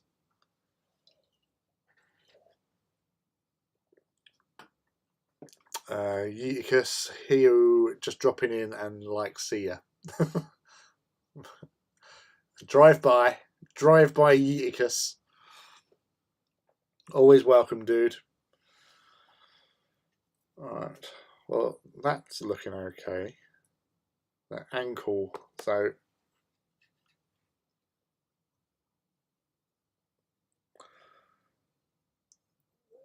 Mechanical Frog as well. We got Engine Phil and Mechanical Frog, and the little one is fucking huge.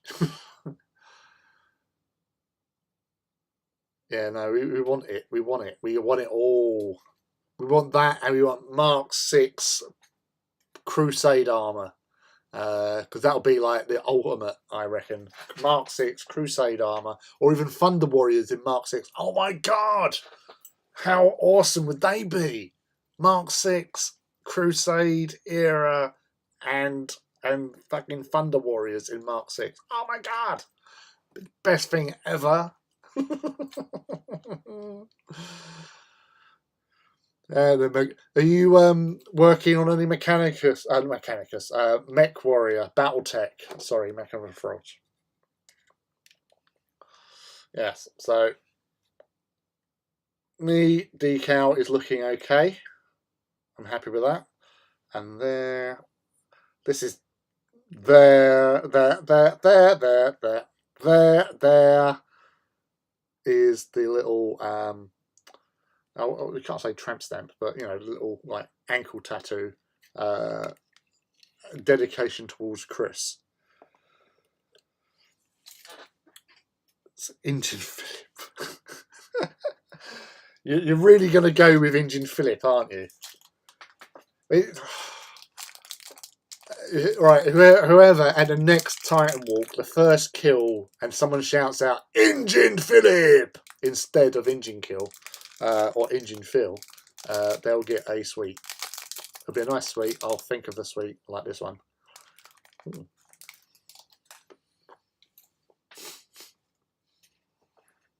Rebeaky's just heard that Mr. Andy Hoare just pulled a smackdown on certain people. So, yeah, no, I was going to say that earlier on,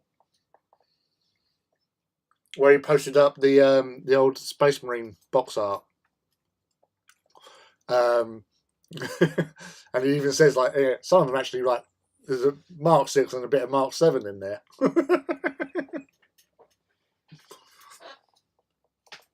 But that man has been through so much with all these bloody leaks that have been coming out recently. It's just like crap that he's had to put through. Like, because at the end of the day, right, for those who don't know Andy Hoare is one of the nicest human beings you could ever be lucky to meet. He's such a diamond. And he's all about the hobby. He's all about, you know, 30k. He's all about road trader type stuff. You know, he's all about that sort of specialist games, and that's why he's the head of specialist games, right? That's his dream position. And you know, all the good stuff we've had, like all the Blood Bowl stuff, all the Titanica stuff, all the Necromunda stuff, you know, has been, you know, because of his enthusiasm into those fields. You know, right person, right place, right time. But what's happened recently with all these like leak stuff, all these rules leaks and all that sort of thing, now all that hard work to produce these things, and you know, someone, you know, be it a play tester or whatever, getting hold of this stuff and then just fucking like throwing it out into the wild. What do you get? You don't get anything. Like, kudos. I don't think you're a very smart or clever person. Because, like, you know, yes, there's new stuff coming up. We all like rumours and all that stuff, but wholesale putting out the entire stuff onto like online threads and forums, that's a bit of a shtick move. Yeah, that's my 2 pence on it. You know, there's so much work has gone into that, and do you get a prize for doing that? I don't honestly don't get. Yeah, I like to know stuff, as Leaky can attest to. I love knowing stuff. You know, finding out these little secrets and stuff that are going on. But I don't go around like posting it in forums and like, oh yeah, I'm the best person ever for doing it. It's damn rude, I tell you. Damn rude.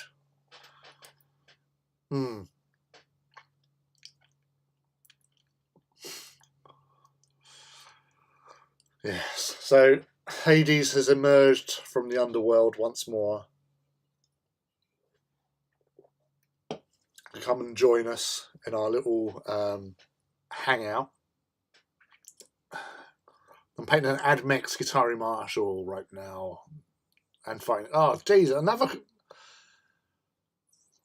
So Mechanical Frog and MZ with the COVID at the moment, and MZ's kit girls as well. Like, get well soon, please. Right? You don't need this shit. So there, I've said it. I've told you. Get better. Right. That's okay. That's okay. Yeah, so again, everyone who's turned up late, big screen, camera not working because drivers. And it was working yesterday, not working today.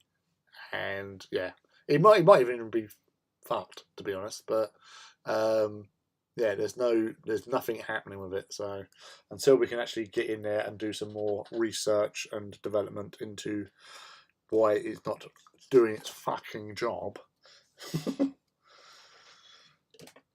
Right, so back onto this dude. So when I asked earlier on about the blue decal, from what I have tried, have you tried prayer? Again, I'm going to give it a colourful decal on that one. We're going with the big inverted fire wasp.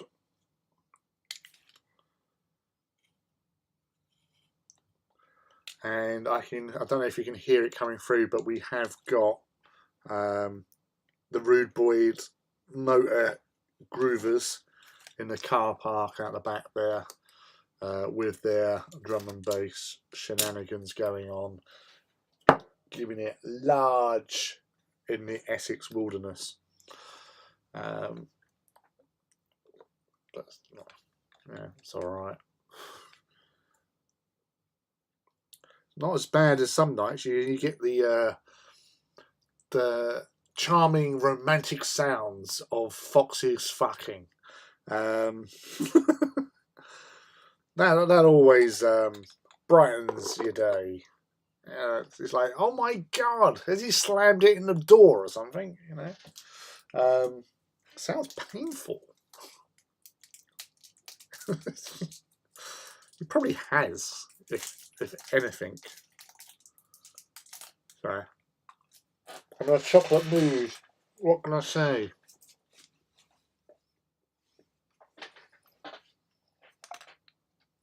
Right.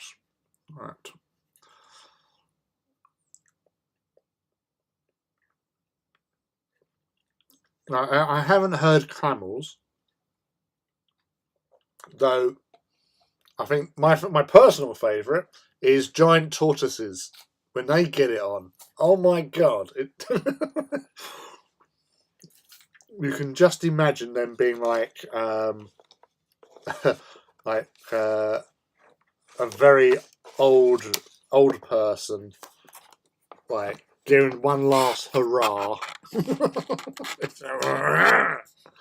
or something to that. Oh, what did I do there? I've done something.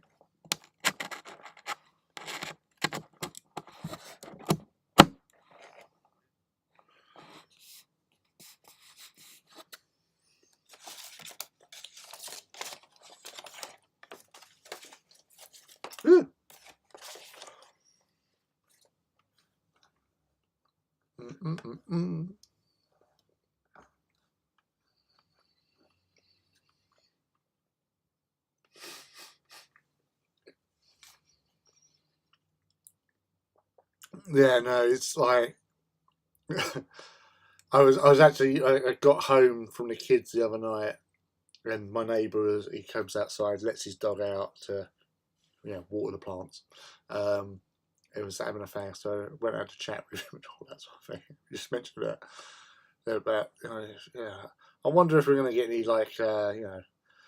some serenaded by the foxes fucking tonight, and lo and behold, they were getting it on like Barry White style.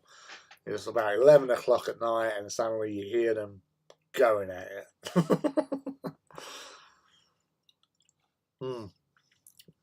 Really is an eye opener. Goddamn foxes coming around here, having a good time.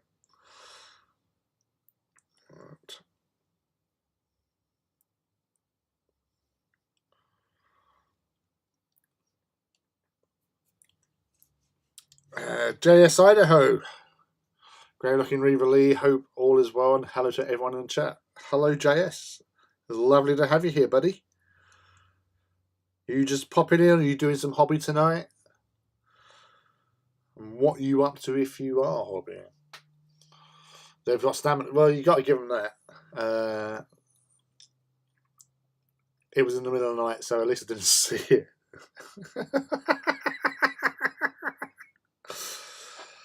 Leaky, for that kind of action, you got to go for some real sort of like dark web websites to foxfucking.com.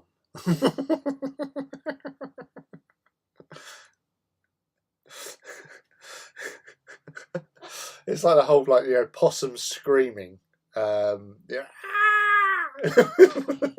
but constantly at it.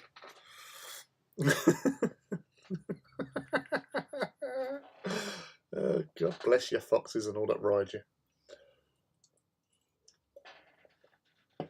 Oh, yeah, he's isn't nature great?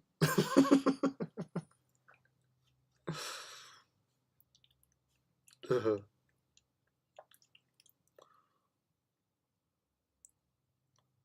problem is Foxcub's plane is only mildly less intrusive. Wow. They do their thing, we do our thing.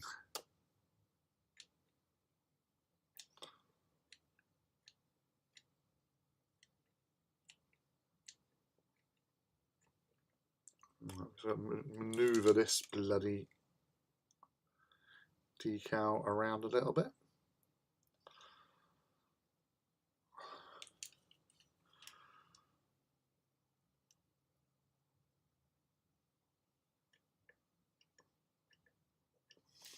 Oh, bugger. Oh, double bugger, triple bugger. Right.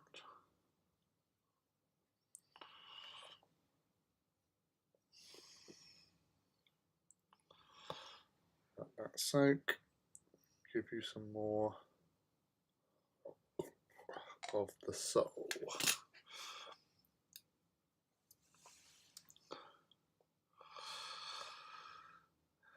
I hope you're feeling better soon. Yes, we'd all, everyone who is ill with the Rona, get better. Don't let the fucking stuff get you down. Just get through it and recover. Just checking in for a spell. If possible, I will scratch bashing a robot mech just to get off my ass. Motivation is always a problem. But coming here to the hobby hangout that is Saturday Night Reaver, it does help with the motivation. Leaky Cheese is already committed to painting his entire Warlord before November in the hope of having a painted Titan to bring to a Titan walk. And that all happened over a course of many minutes of us basically just shouting at him. Sorry, encouraging him, which he seems to be, he's there, he's in it, he's up for it. And that's what we like to see. But yeah, he's motivational as much as we can do, really. So that decal is now, ooh, as he turns it around. So we've got the little triangle. I'm going to put some other positioning, other bits at the bottom of that. And then go from there. I'm a little concerned that so many of you know the sound of animals copulating. I'm more concerned as the Dutchman don't rob. It always starts like that. It did for me. I've got some serious homework for November's walk. A trio of Reavers to get turned around. Thank you very much, Leaky. Lovely work, Forge. Oh, thanks, son. Yeah,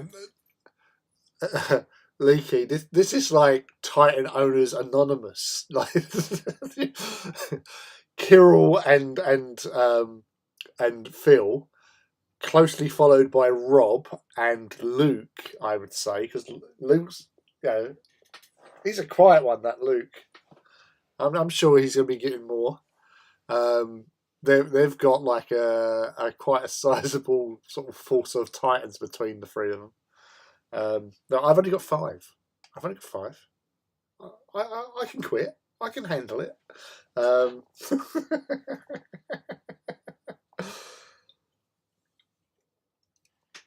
But yeah, Kirill, Leaky, you'll love this, right? Kirill has converted a Warlord into a side Titan. It looks amazing. So you got to check him out on Instagram. So yeah, if you look for Kirill, what was it? Kirill? Yeah, Kirill, put your thing into chat so people can follow you. And anyone else wants anyone else to follow you, if you haven't followed them already, put it into the chat and people can follow you. Whatever your tags are on Twitter and Instagram. This is a sharing place. That was his first Warlord. Bloody hell. Not many animals in Amsterdam City Centre. No, there isn't many animals in Amsterdam City Centre. I can confirm that. I've been to Amsterdam City Centre. Admittedly, I was only with it for about 20 minutes because then the rest of the day I was off my tits. That was another many years ago. But that was an interesting day. I think I followed Mr. K. Well, there you go. 13, you're hiding some from the missus. Yeah. He keeps on finding them, Paul. acquiring Titans. Yeah, it keeps off the streets.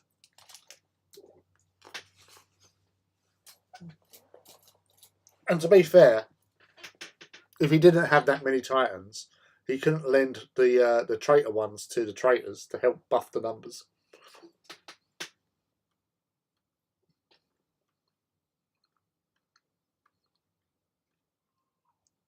Well, there's still one more than me, Rob, of the big variety anyway.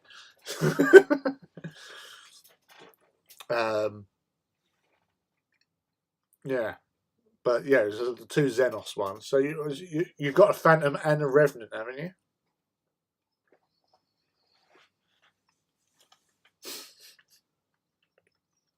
Well, yeah, you still got a Reaver in the box.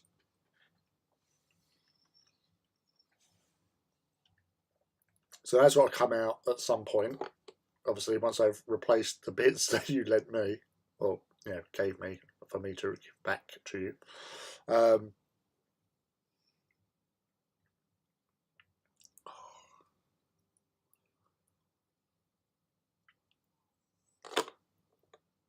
I thought I just heard some foxes barking. Just letting everybody know it's on tonight. Oh, you didn't include your Revenant. Yeah, Revenants are because they're a light Titan, aren't they? They're like I would imagine being the equivalent to a Warhound, really, wouldn't they? If anything.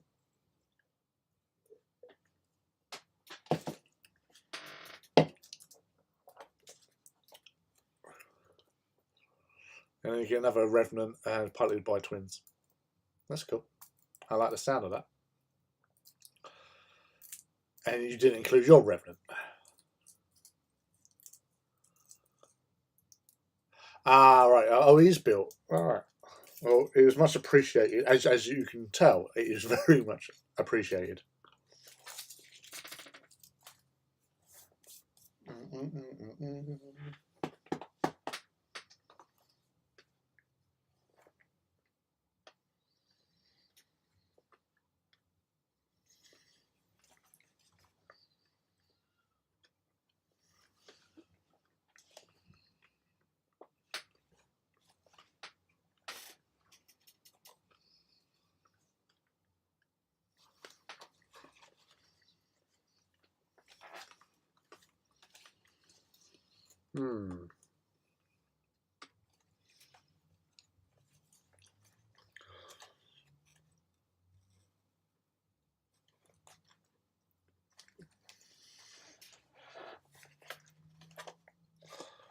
That is good. I like the look of that. Thank you very much.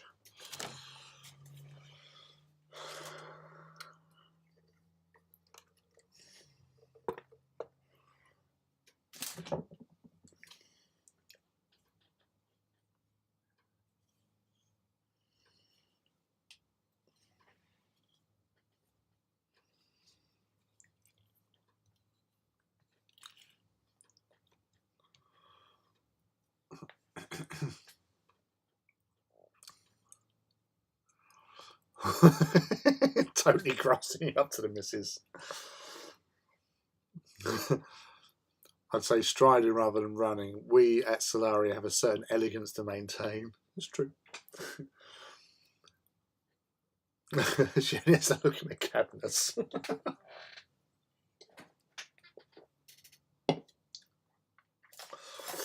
Phil, are we on a secure channel here? This isn't being broadcast to her, is it?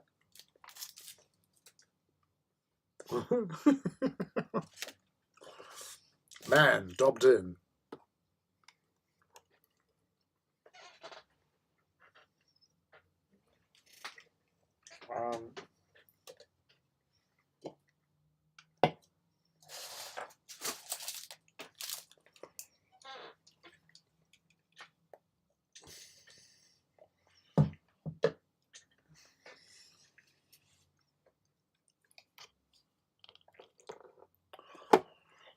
Right.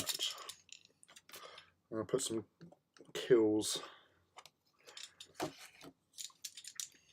because why truck not?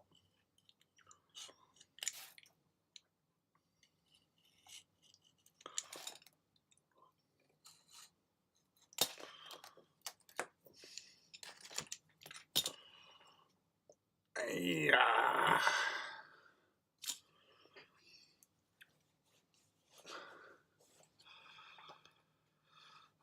Hiding in plain sight. Well, that's the thing, you know. You see them every day. You just get sort of like immune to them. Just don't notice them anymore. It's like, oh, what's that over there? You just bypass them. It's simple. It's easy to do. Everybody can do it.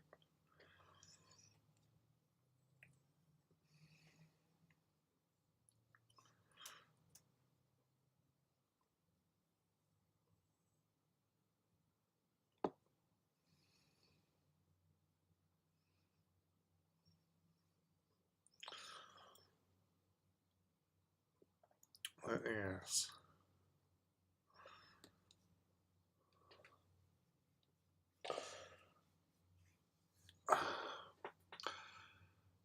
That's why I have mountains of grey sitting around camouflage.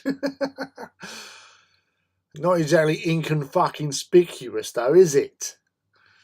We have some Titan content for my Instagram soon. We'll be catching up on mechanic and random stuff. Cool. I might try my luck as well. Let's say you get some nice units and stuff, and some nice decor going on, Paul. Like, you know, it's a distraction. It's when there's things that you know, that draw the eye for other reasons. You know, you want it looking good, so they sort of ignore ignore what's going on. Right.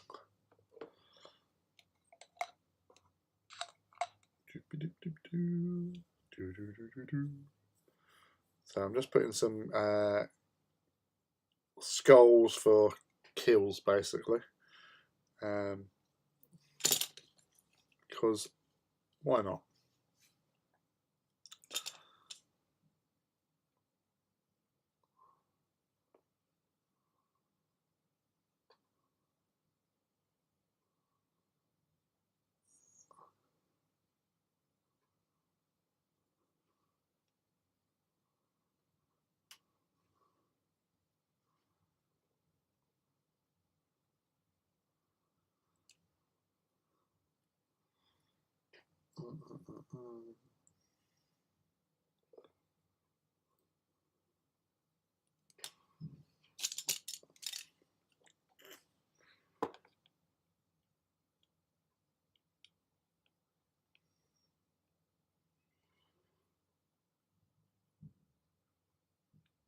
So much drama going on outside.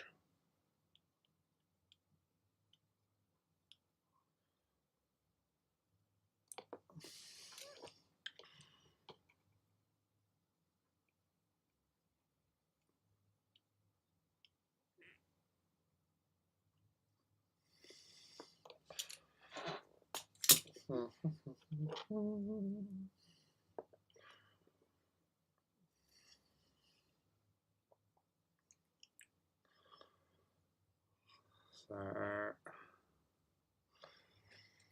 I'll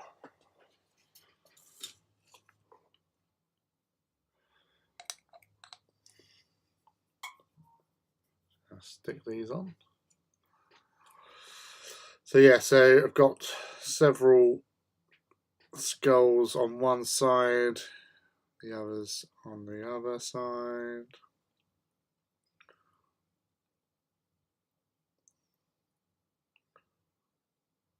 Lining them up as best I can.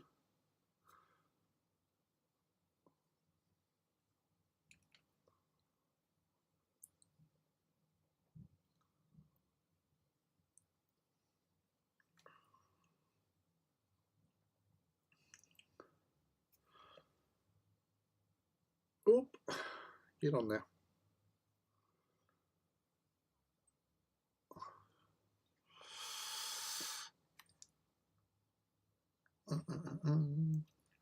Hey, I so fist timbers. Praise the machine spirit indeed. Welcome, buddy. You alright? Not been on a stream for you in a while. That's good to see you, man. What are you up to tonight? Anything cool and interesting you want to share with the group, the assembled? As I've been saying to everybody, the reason why you've got a main screen and no overhead camera at the moment, because the camera is kaput. Whether or not we have got technical issues, that's why we haven't got it on. But yes, so unfortunately you've just got full scale Lily on this occasion. I do apologise. I asked my better half if I could display my warlord in her study. I have run out of display space in the hobby room. Outright no. Doing something wrong. Oh. I got rid of my other half so I can do what I like. Is she really a better half if she doesn't allow it? Rob has the answer to my hobby challenges. Now, come on, people. Let's share the love. Let's share the love. Let's be cool. We're all cool people.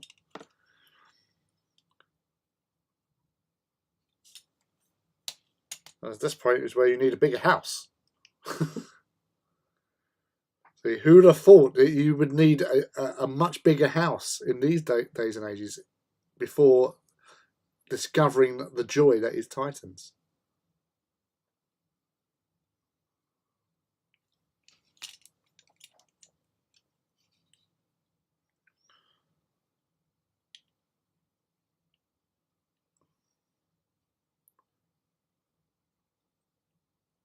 Right.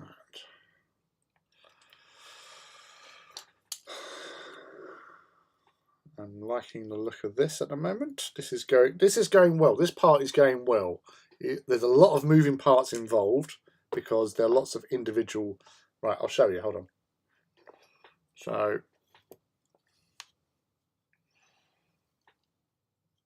ooh, there you go.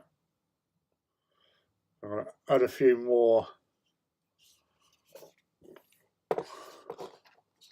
to these.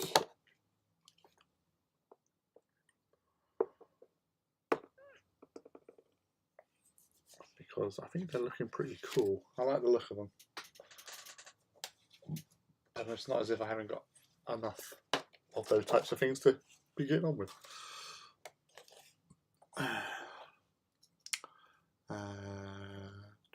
Too true, Phil. I still have no space though. I mean, I love her to bits, but it's Titans, man.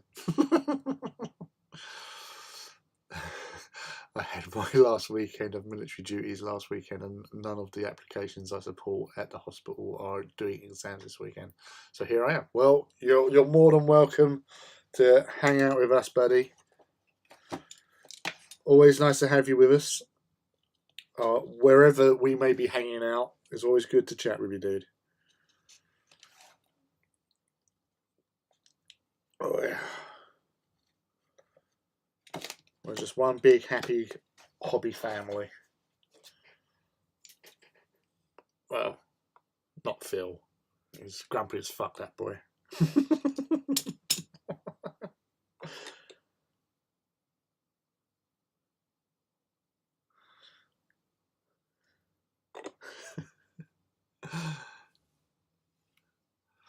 Take care, everyone. Have a great night. Yeah, cheers, buddy. Thanks for joining us again, and hopefully see you again soon. Take it easy, man. My son already lost his room. Now he's at uni. Oh dear.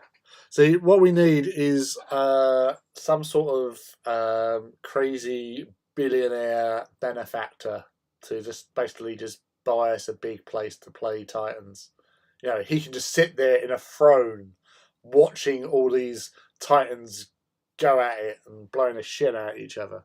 So if there's any secret billionaires out there, or billionaires, we'll accept that as well, that has some sort of like massive facility available with some really nice rooms, a couple of jacuzzis perhaps, bar, on-site staff for chef, cordon bleu, of course. I don't know. Yeah, anyone who can cook food, as long as they can do a good lasagna, because it is well known that we all love good lasagna. So yeah, just put it out there. If anyone out there that is insanely rich, that has the abilities to subsidize our addiction for Titans and a facility to play in, we're all for billionaire benefactor league. Yeah, it's not me. No, I'm just a humble guy from the wrong side of town that fell into Titans hard. But if I was a billionaire benefactor, I would fucking do that. I'd absolutely fucking do that. I would have my own Warhammer world. Fuck it. Well, I think the Titan Walk with added benefits. I think we should all have personal jacuzzis as well. So we all just sit in the jacuzzis. There are things. We sit in the jacuzzis. We have the people bring the drinks to us, and then we have minions moving our Titans. And the minions are wearing goggles with cameras, so we can actually watch it on the screen on some sort of 80-inch super high def widescreen TV. That's not too near to the jacuzzi. We don't want electrical stuff falling in them, so we can watch that and go, right, yeah, and we have communications and we can communicate, so minions to do all that sort of shit. So that is the dream. So yeah, that's what I think we should have done. And that's what I would totally do. I would totally do that. I would so do that. It'd be some like battle arena. How cool would that be? Motorized Titans, yeah. I've actually got 2 chefs, both hobby. All right, so that's you in there, Sophis. You got the food covered. I think some sort of mixology student. Yeah, that's it, Alex. That's what we want.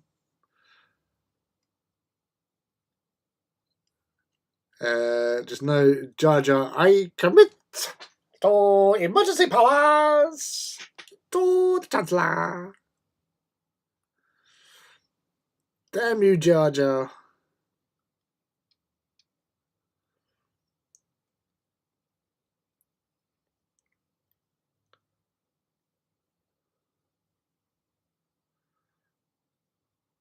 I'm just moving a decal around to get that into a position where we can actually apply it easier. Because on that decal sheet there's upside down and right way round sort of thing. Warlord Queen 7. Use a bit of bomb at Reaver. Ooh, Jaja. The boss nice.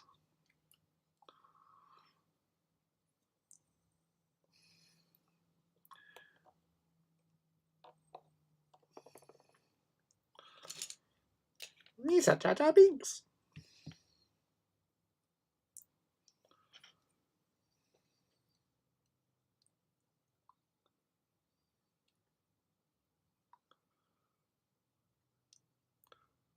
It has to be said though that the Gungan battle that you can see on YouTube, where they actually have the Benny Hill music playing over, is fucking hilarious.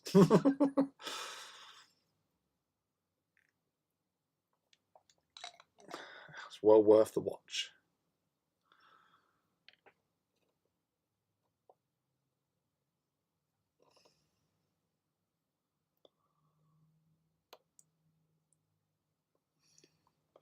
So yeah, Adepticon, who has been, for some reason, we know we had the special thing at 2 a.m. over here the other day, but I don't know. It's just you see stuff coming from over there, and It doesn't seem like much is happening, if you know what I mean. I feel a little bit deflated. It's nice to see all the people meeting up with other people, which is awesome. Because that's half the fun of going to these sort of events, is to meet up with people that you know online, and hang out with them and have a good time.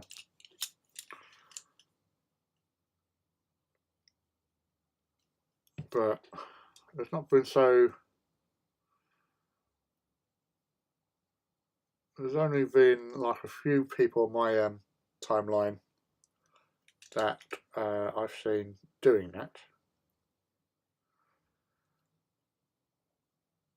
I know offices out there.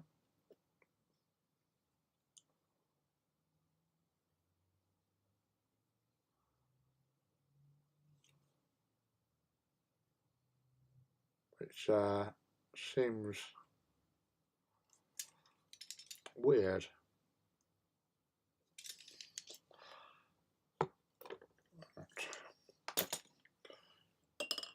So, right. So decals. There's 6 on one and 8 on the other. That will do. I like the look of that. I'll let them chill out a little bit,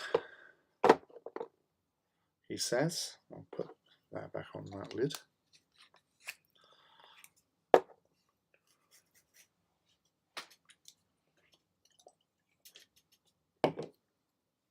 Right. But yeah, so if we've got, you know, it's one of those things that I always thought with regard to like Warhammer World is, you know, it's fairly central location in a lot of regards, you know, being in the Midlands. But, you know, I think they should have like a place like that up north and one down south. But then that would draw some of the awesomeness away from Warhammer World and not be such a big mecca. But I don't know, it just feels like they should have something down. I don't know. What would people think if there was a Warhammer World type venue down south? Would you be more intrigued to go down there, or would you still go up to the Nottingham one because that would have all, you know, museum stuff and all that? So if it was just a pure sort of like Warhammer World supermarket with gaming area.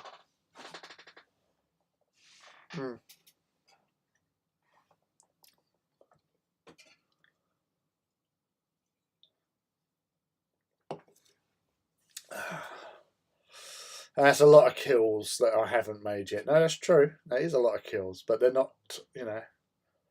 That's the guns. The guns may not have been on that Titan. You don't know. That could just be representing to that gun. They might have borrowed it from other Titans. But that gun has got those kills.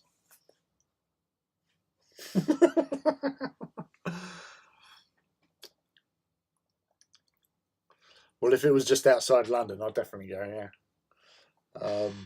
I'd like there being a mecca, even if it sucks to get there. Well, yeah. Admittedly, like, my first visit to Warhammer World wasn't until 2007, I think, or maybe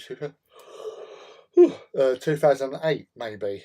Because the first event I ever done was a conflict in 2007, and then the second conflict in 2008, or it was another conflict in 2008. It was the last one, in fact, in 2008.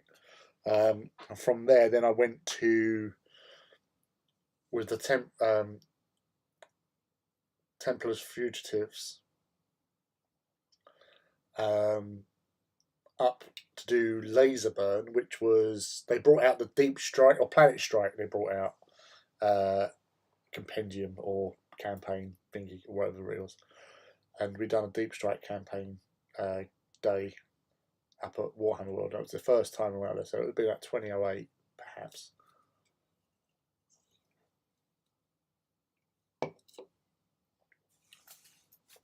Yeah.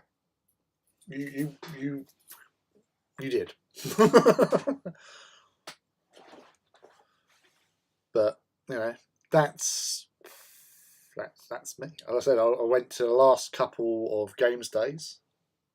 So I think I've done the last 3 game days. It was like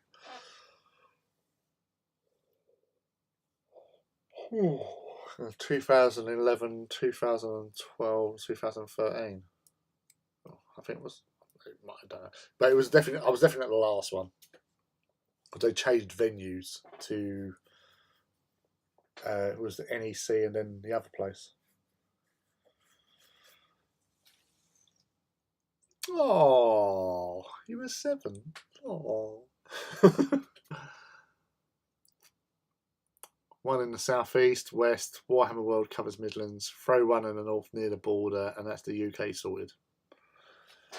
Yeah, and you know it might bring more people into the hobby because you know a visit to Warhammer World is it is a mecca at the end of the day. So yeah, you still have that as the main one, but then obviously that's all the stuff. I don't know. I don't know what the answer is.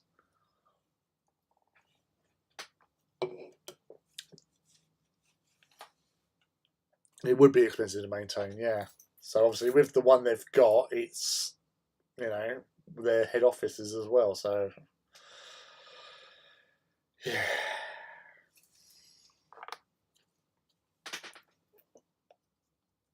it's one of those things, really, isn't it?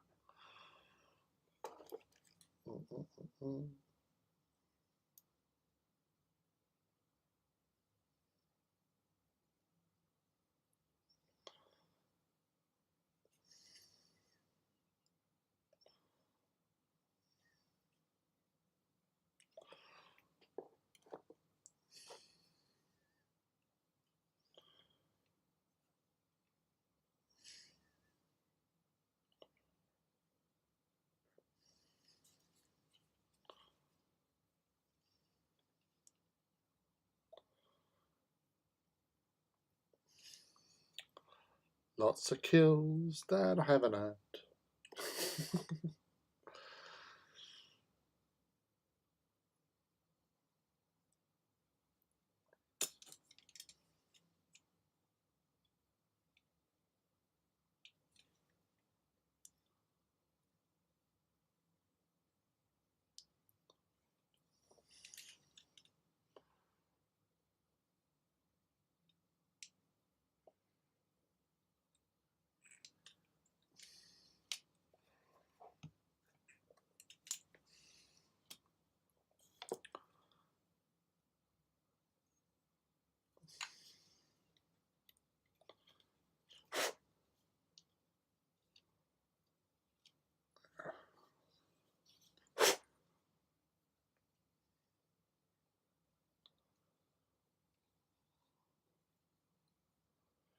Yeah, if they ever invent teleportation, reliable teleportation, then everyone will be all over the place, taking their titans left, right, and centre.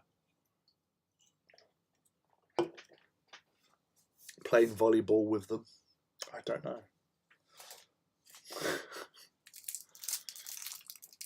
When I say playing volleyball, I meant like Maverick and Goose in the epic Top Gun. Playing with the boys. That sounds wrong. But yeah, it's just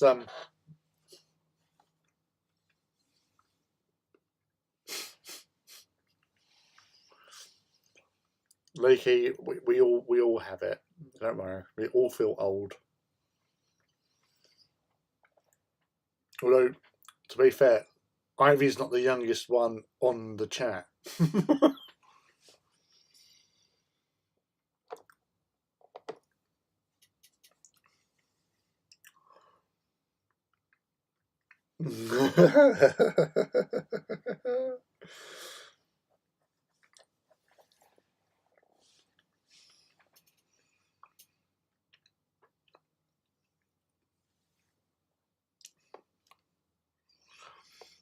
I'm surprised the retail footprint is still what it is. If/when that retracts, that sort of idea could be something to consider to offset the importance of the hobby centre elements of the retail stores. Don't know what you mean, Forge. Well, yeah, that's the thing. They're looking at the bottom line, aren't they? Really, but having their online presence is well and truly covered, but it's all the other bits and pieces, and that was the beauty of like the old stores, because they were sort of slightly bigger in most cases, welcoming people in to sort of lure them in. But obviously, social media has helped out with that side of things quite a lot, I can imagine.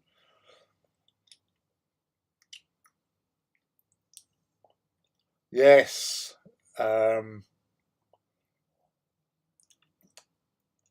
Well, I'm older. Yeah. So I think I'm second oldest, perhaps.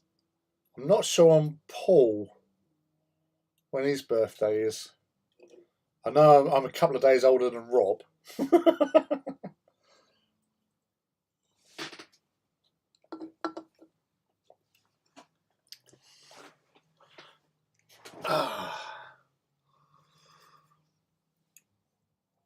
Oh, Alex. Oh, that's going to be interesting. Right, Alex and Luke, what is your ages? Oh, he's distressingly young. Okay. So he's younger than Luke then. So we have the scale, we have the scope. It starts with Alex and it ends with Phil. The alpha and the Ophilga.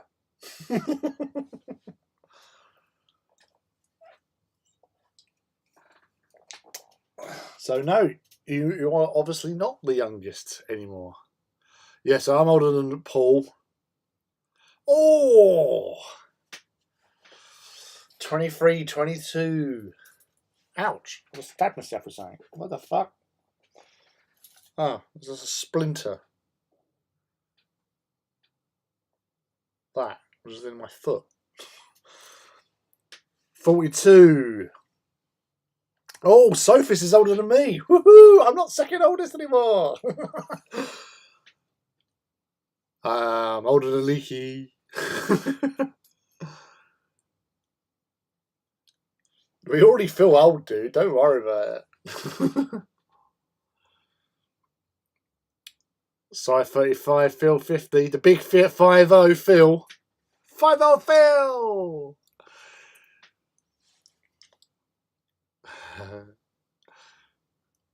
Yeah, you're the 16th of May, Rob, aren't you? Hey, Martin!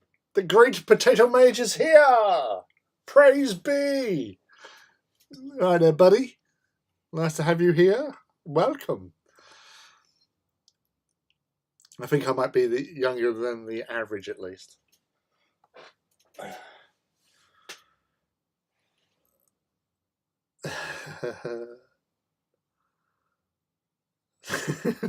Did it hurt, Martin?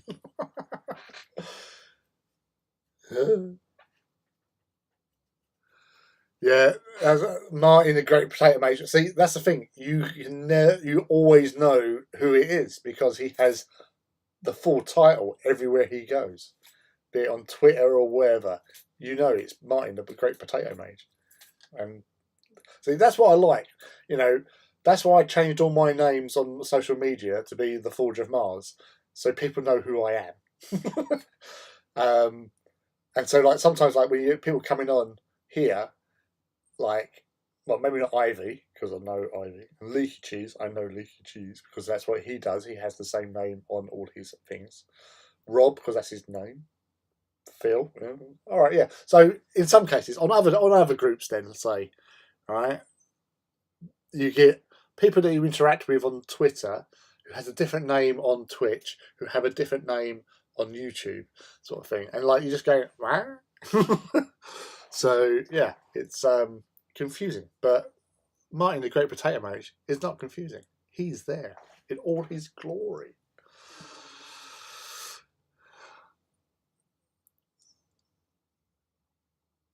Bloody does, not gonna lie, because my wife spends the next 9 months taking the piss until she catches up to same age. Yeah. Always the way.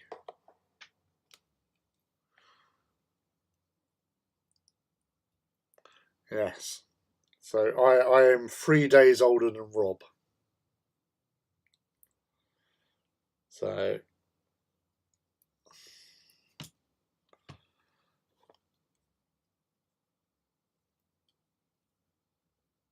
but Phil is the old boy. Ergo, why he's such a grumpy bastard.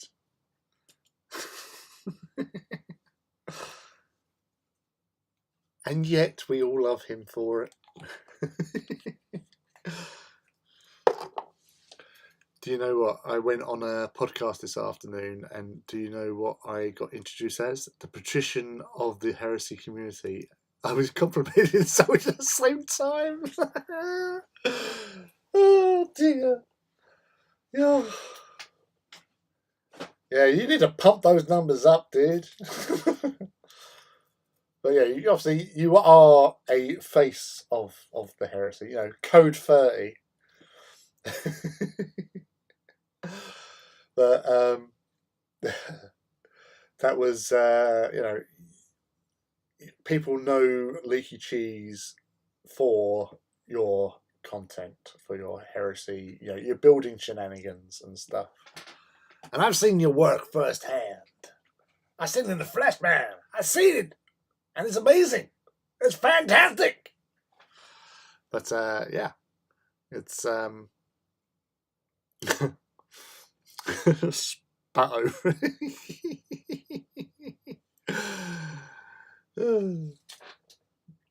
Oh dear. As long as she does not overtake you anyway. Just there, Ivy.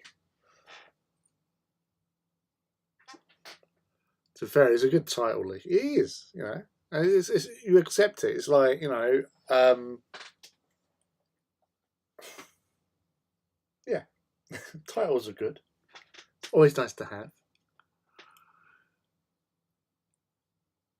The wizened, shambling geriatric patriarch of the hobby. Are you talking about Phil now? I've earned the right to be grumpy, even though I am one of the most positive and happy people in the hobby.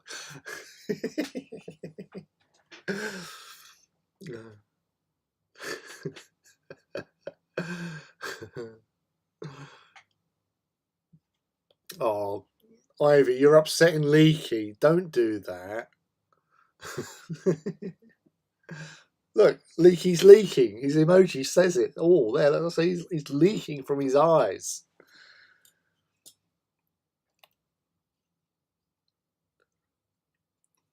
Yeah. Ivy, can you stop it, please?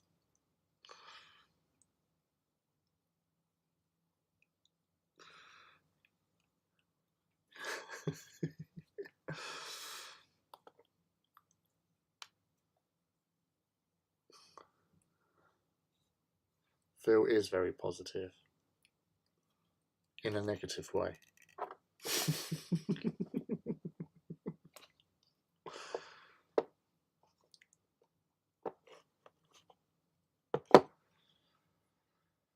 Yes, we all have our little foibles about ourselves. We're all awesome, so give yourself a clap. Well done. Well done for being you, for being the magnificent beasts that you are.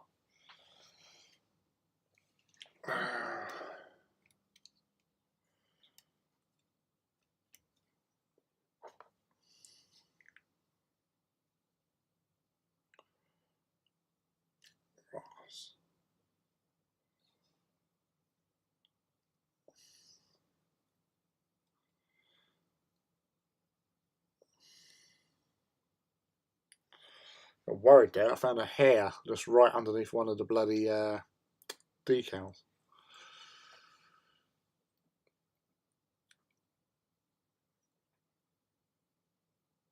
Stop bulkying him.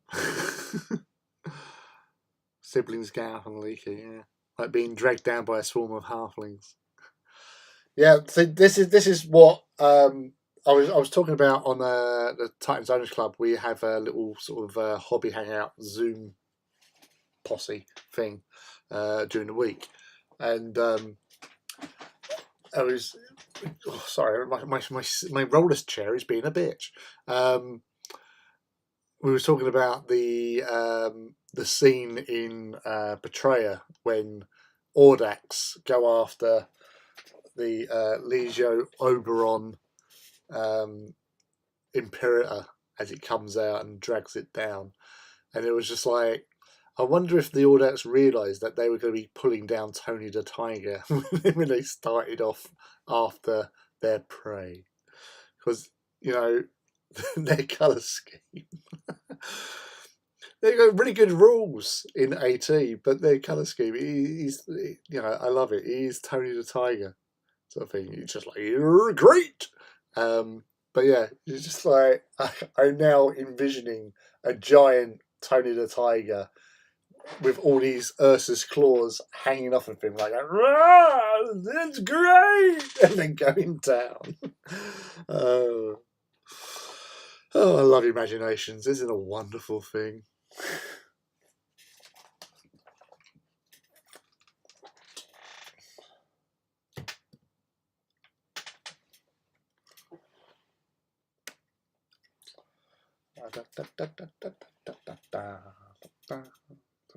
Plug in and snip.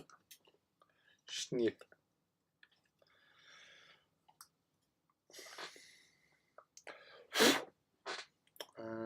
Right.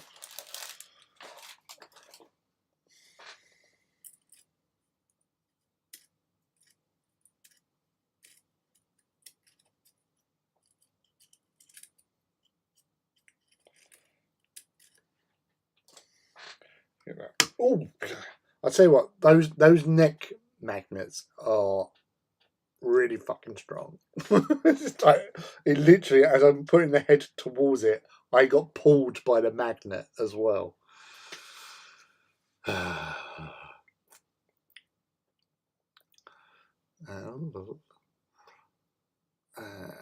was thinking of Snotlings, but yes, similar sized. I'm going to start lying about my age for the next 10 years until Luke and Alex catch up. I'm definitely a Snotling. I'll just lie at Ivy. I'll say I'm 34. Having met Ivy, I think Snotlings are more accurate. One of us. I still get ID'd for energy drinks. That is both cool and really annoying. What size magnet? Right. So for the weapons and the carapace and the torso, there were 20mm wide discs and I think about 3mm thick.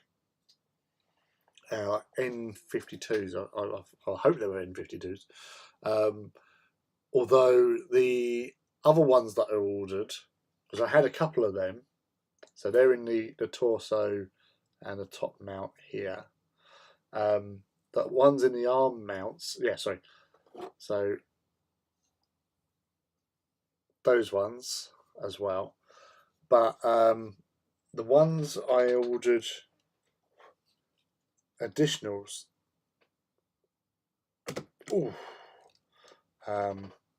ones for weapons or the arms.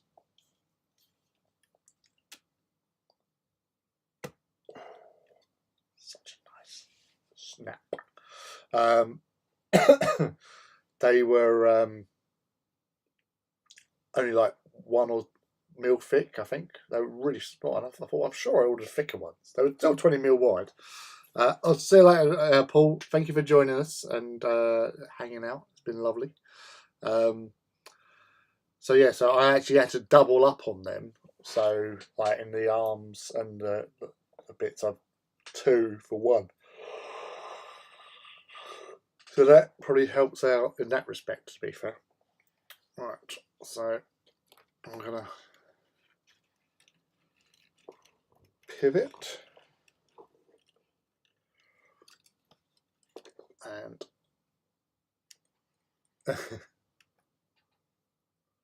so he's looking okay.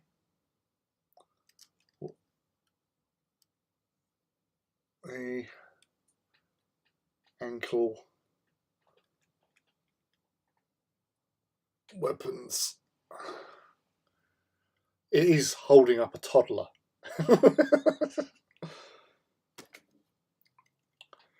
So yes, that is come together really quite well, I thought. The supermarket checkout machine spirit asked me last week if I'd like to use photo recognition auto determine if I was over 25.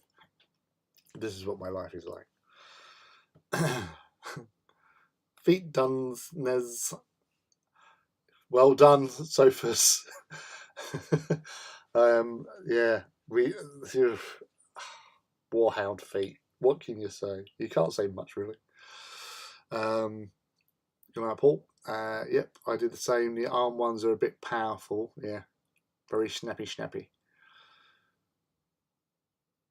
Yeah, 20mm. See, I want to get hold of a turbo laser for the roof, because that is my go-to Reaver loadout. Especially like in AT, especially when using Venator light maniples. So you've got the option.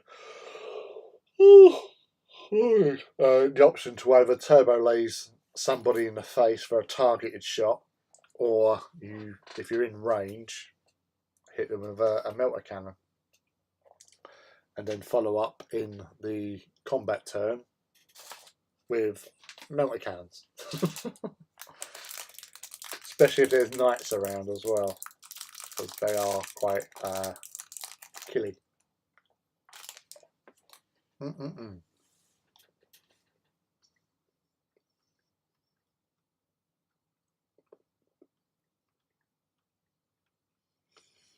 Yeah, they will be, but the problem is,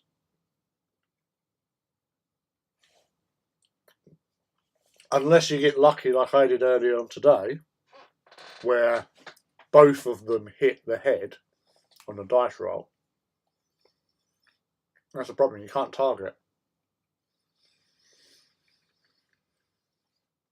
So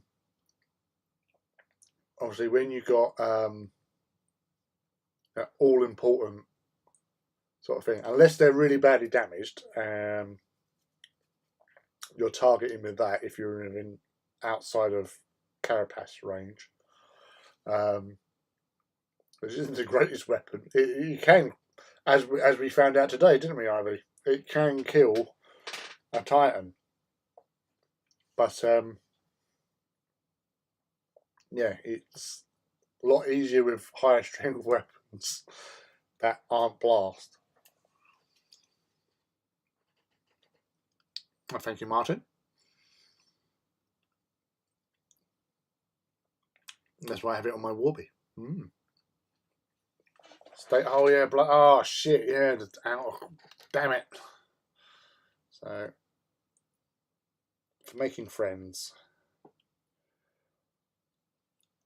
it was always going to be one of those things where you have to get double melter. He's a friendly chap.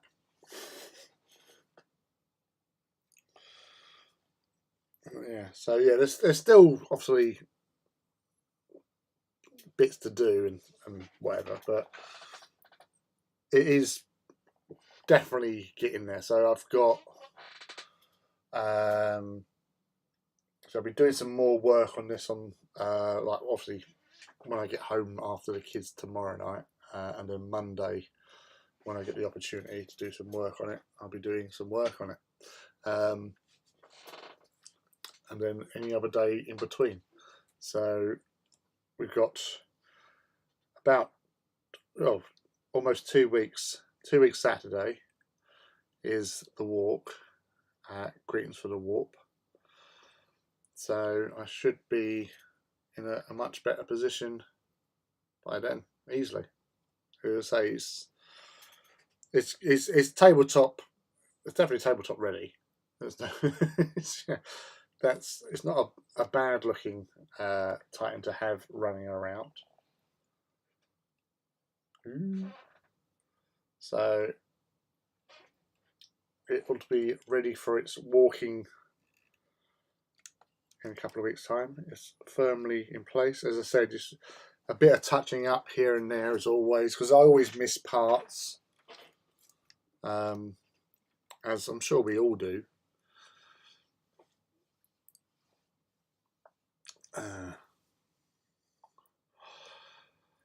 Yeah, Apox. Yeah, when, as I said earlier on, we're shooting a target in the head with APOC. So it was 7 base, because it's 4, and I think it was coming from the sides as well. It was coming from the side, so it got +1 for the side, so it was 8 base. And I think Titan, no,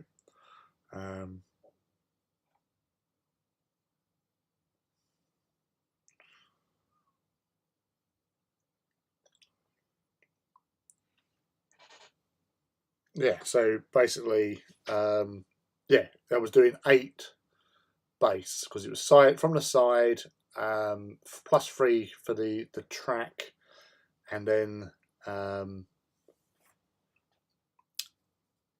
the, what do you call it,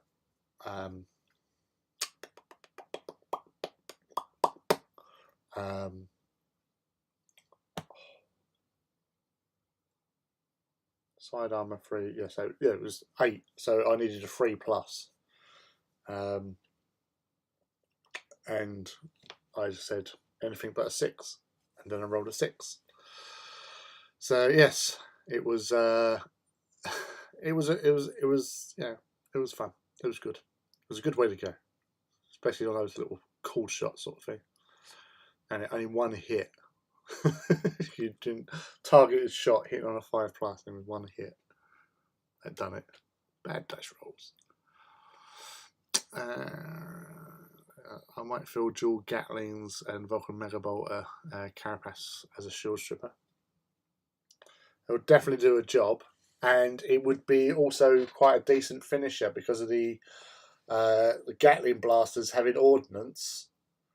So that's handy to have when shooting. 6 shots, strength 5. So hitting an area that's already damaged. So obviously, if the damage track's already at like +3, so you're doing 8 base. So yeah, it's quite nasty.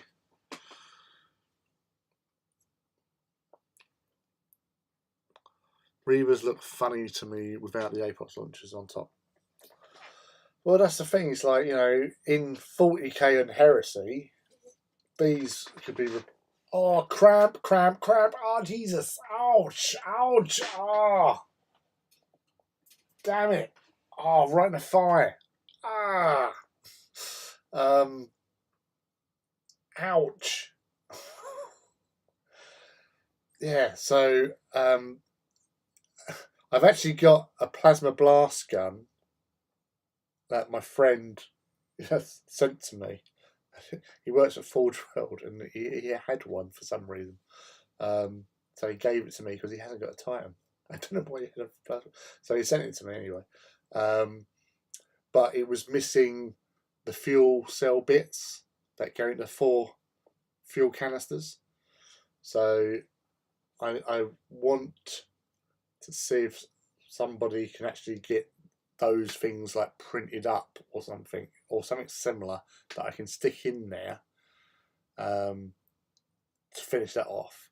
And then I want to basically do a plasma blast gun for a Reaver for obviously heresy purposes, because that'd be awesome, so awesome.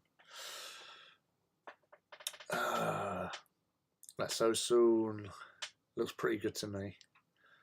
Just want to get beer. So just thinking about my Warlord's weapons, do you think it's a decent loadout? Bellicose after some Fury? Yes. I'm one of those people that I don't like fielding twin Volcano because of reactor management. Admittedly, a Sun Fury is not that much better, because the first time I ever fired a Sun Fury, I got 3 1s on a maximal fire shot, so that's not good. But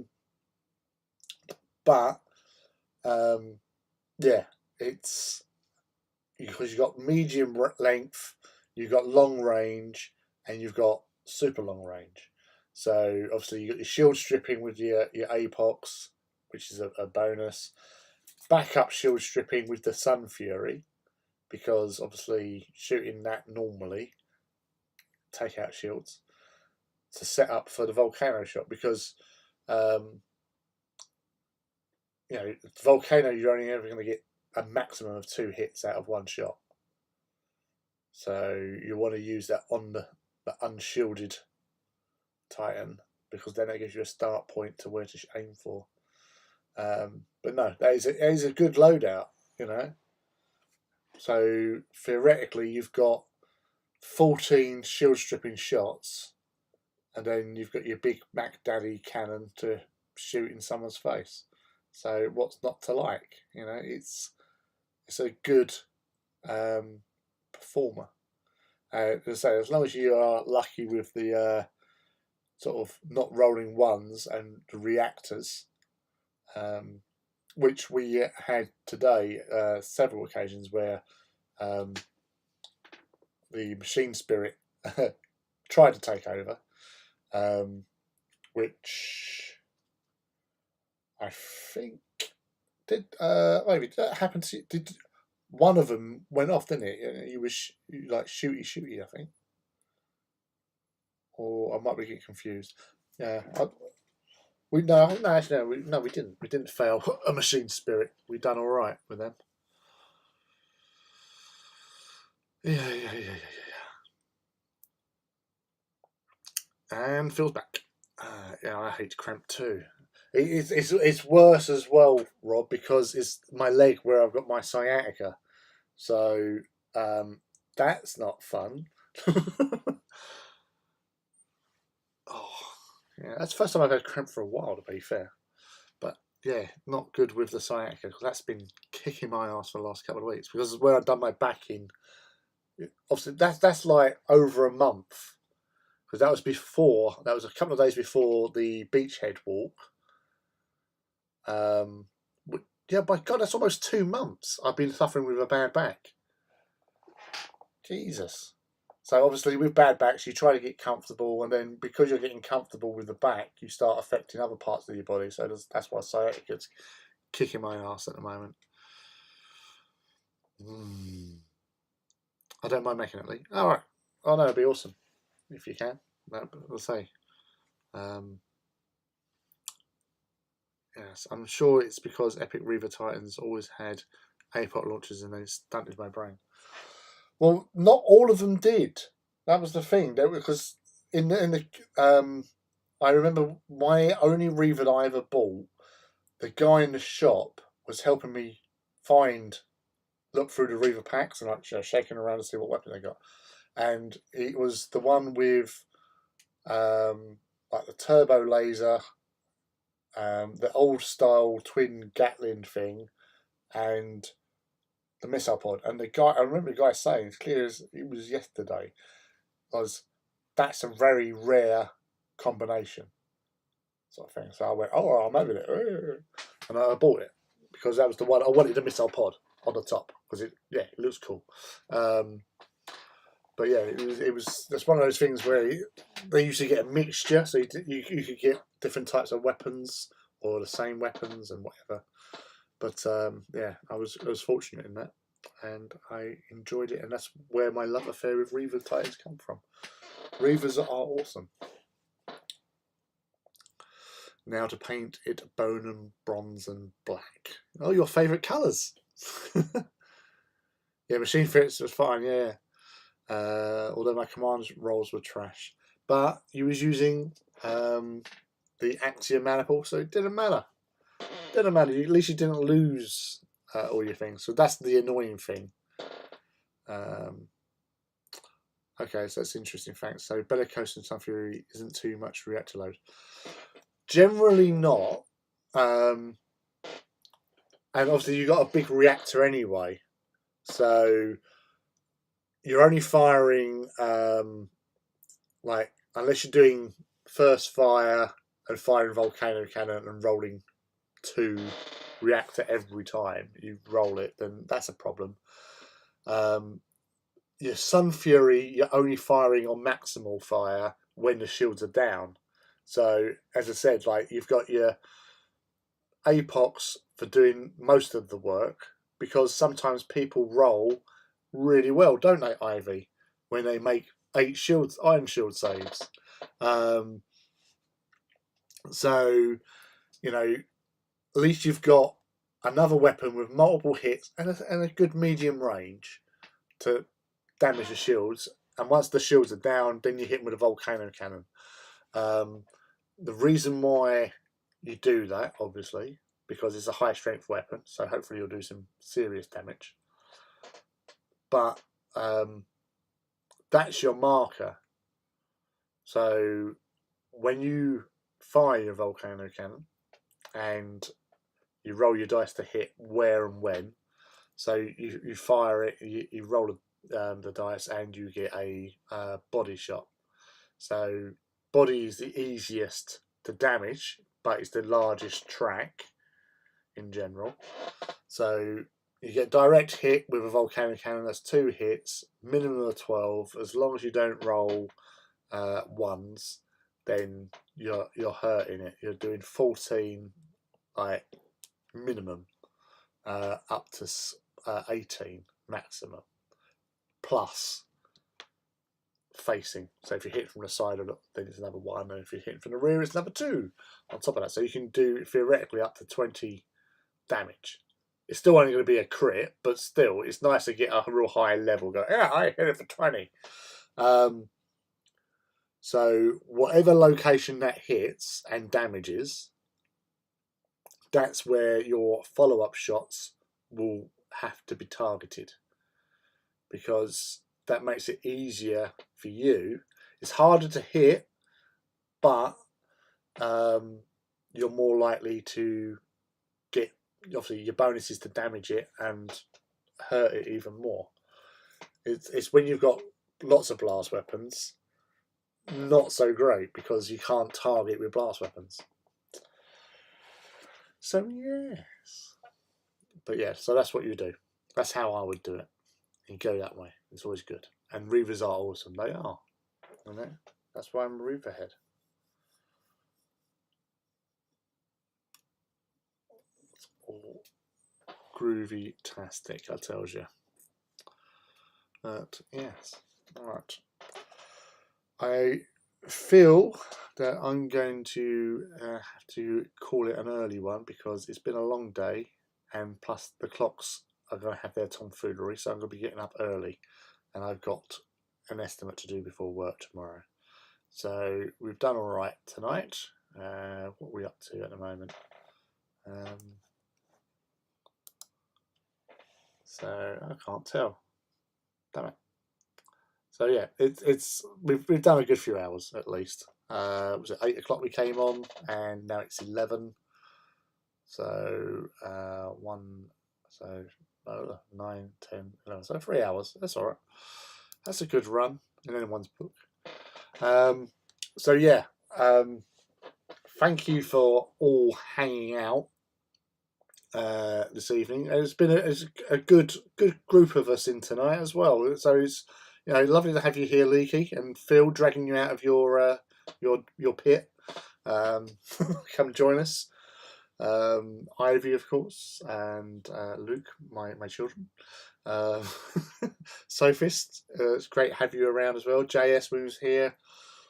Gene Steeler when he turned up as well. Sophist, Oh, cheers, man. That means a lot coming from you. He's a good kid, and hopefully he'll make those kills match up with the amount of decals it's got on them. But yeah, no, it's been an awesome day, and it's been an awesome evening to hang out with you. Shame about the camera, but I don't think it's been too bad. I think we've all enjoyed ourselves. But yeah, it's you're always welcome to come and hang out every Saturday night here on the Saturday Knight Reaver. But yeah, so I hope you're all have a good evening. Don't forget to, if you haven't liked already and subscribed, do it. And I'll see you again next Saturday. At some point, I have mentioned it before, but I think it might be happening soon-ish, about doing, and Alex, yes, of course, and you, Wednesday Warlord, or Warlord Wednesdays. So after I finish the live stream with Artist Empire on a Wednesday evening, normally I do hobby. So a certain somebody or certain somebodies have shown interest in maybe doing a midweek live stream, which would be on the Wednesday. So yeah, we'll try and get that sorted out. Hopefully get this camera sorted out, and yeah, we'll do a Warlord Wednesday, and then the Saturday Night Reaver as well. So that's for future projects that we've got going, and I hope you've all been productive with your evenings, and I will catch up with you all again on various social media platforms and stuff. So take care, keep safe, and happy hobbying, everybody. See you later.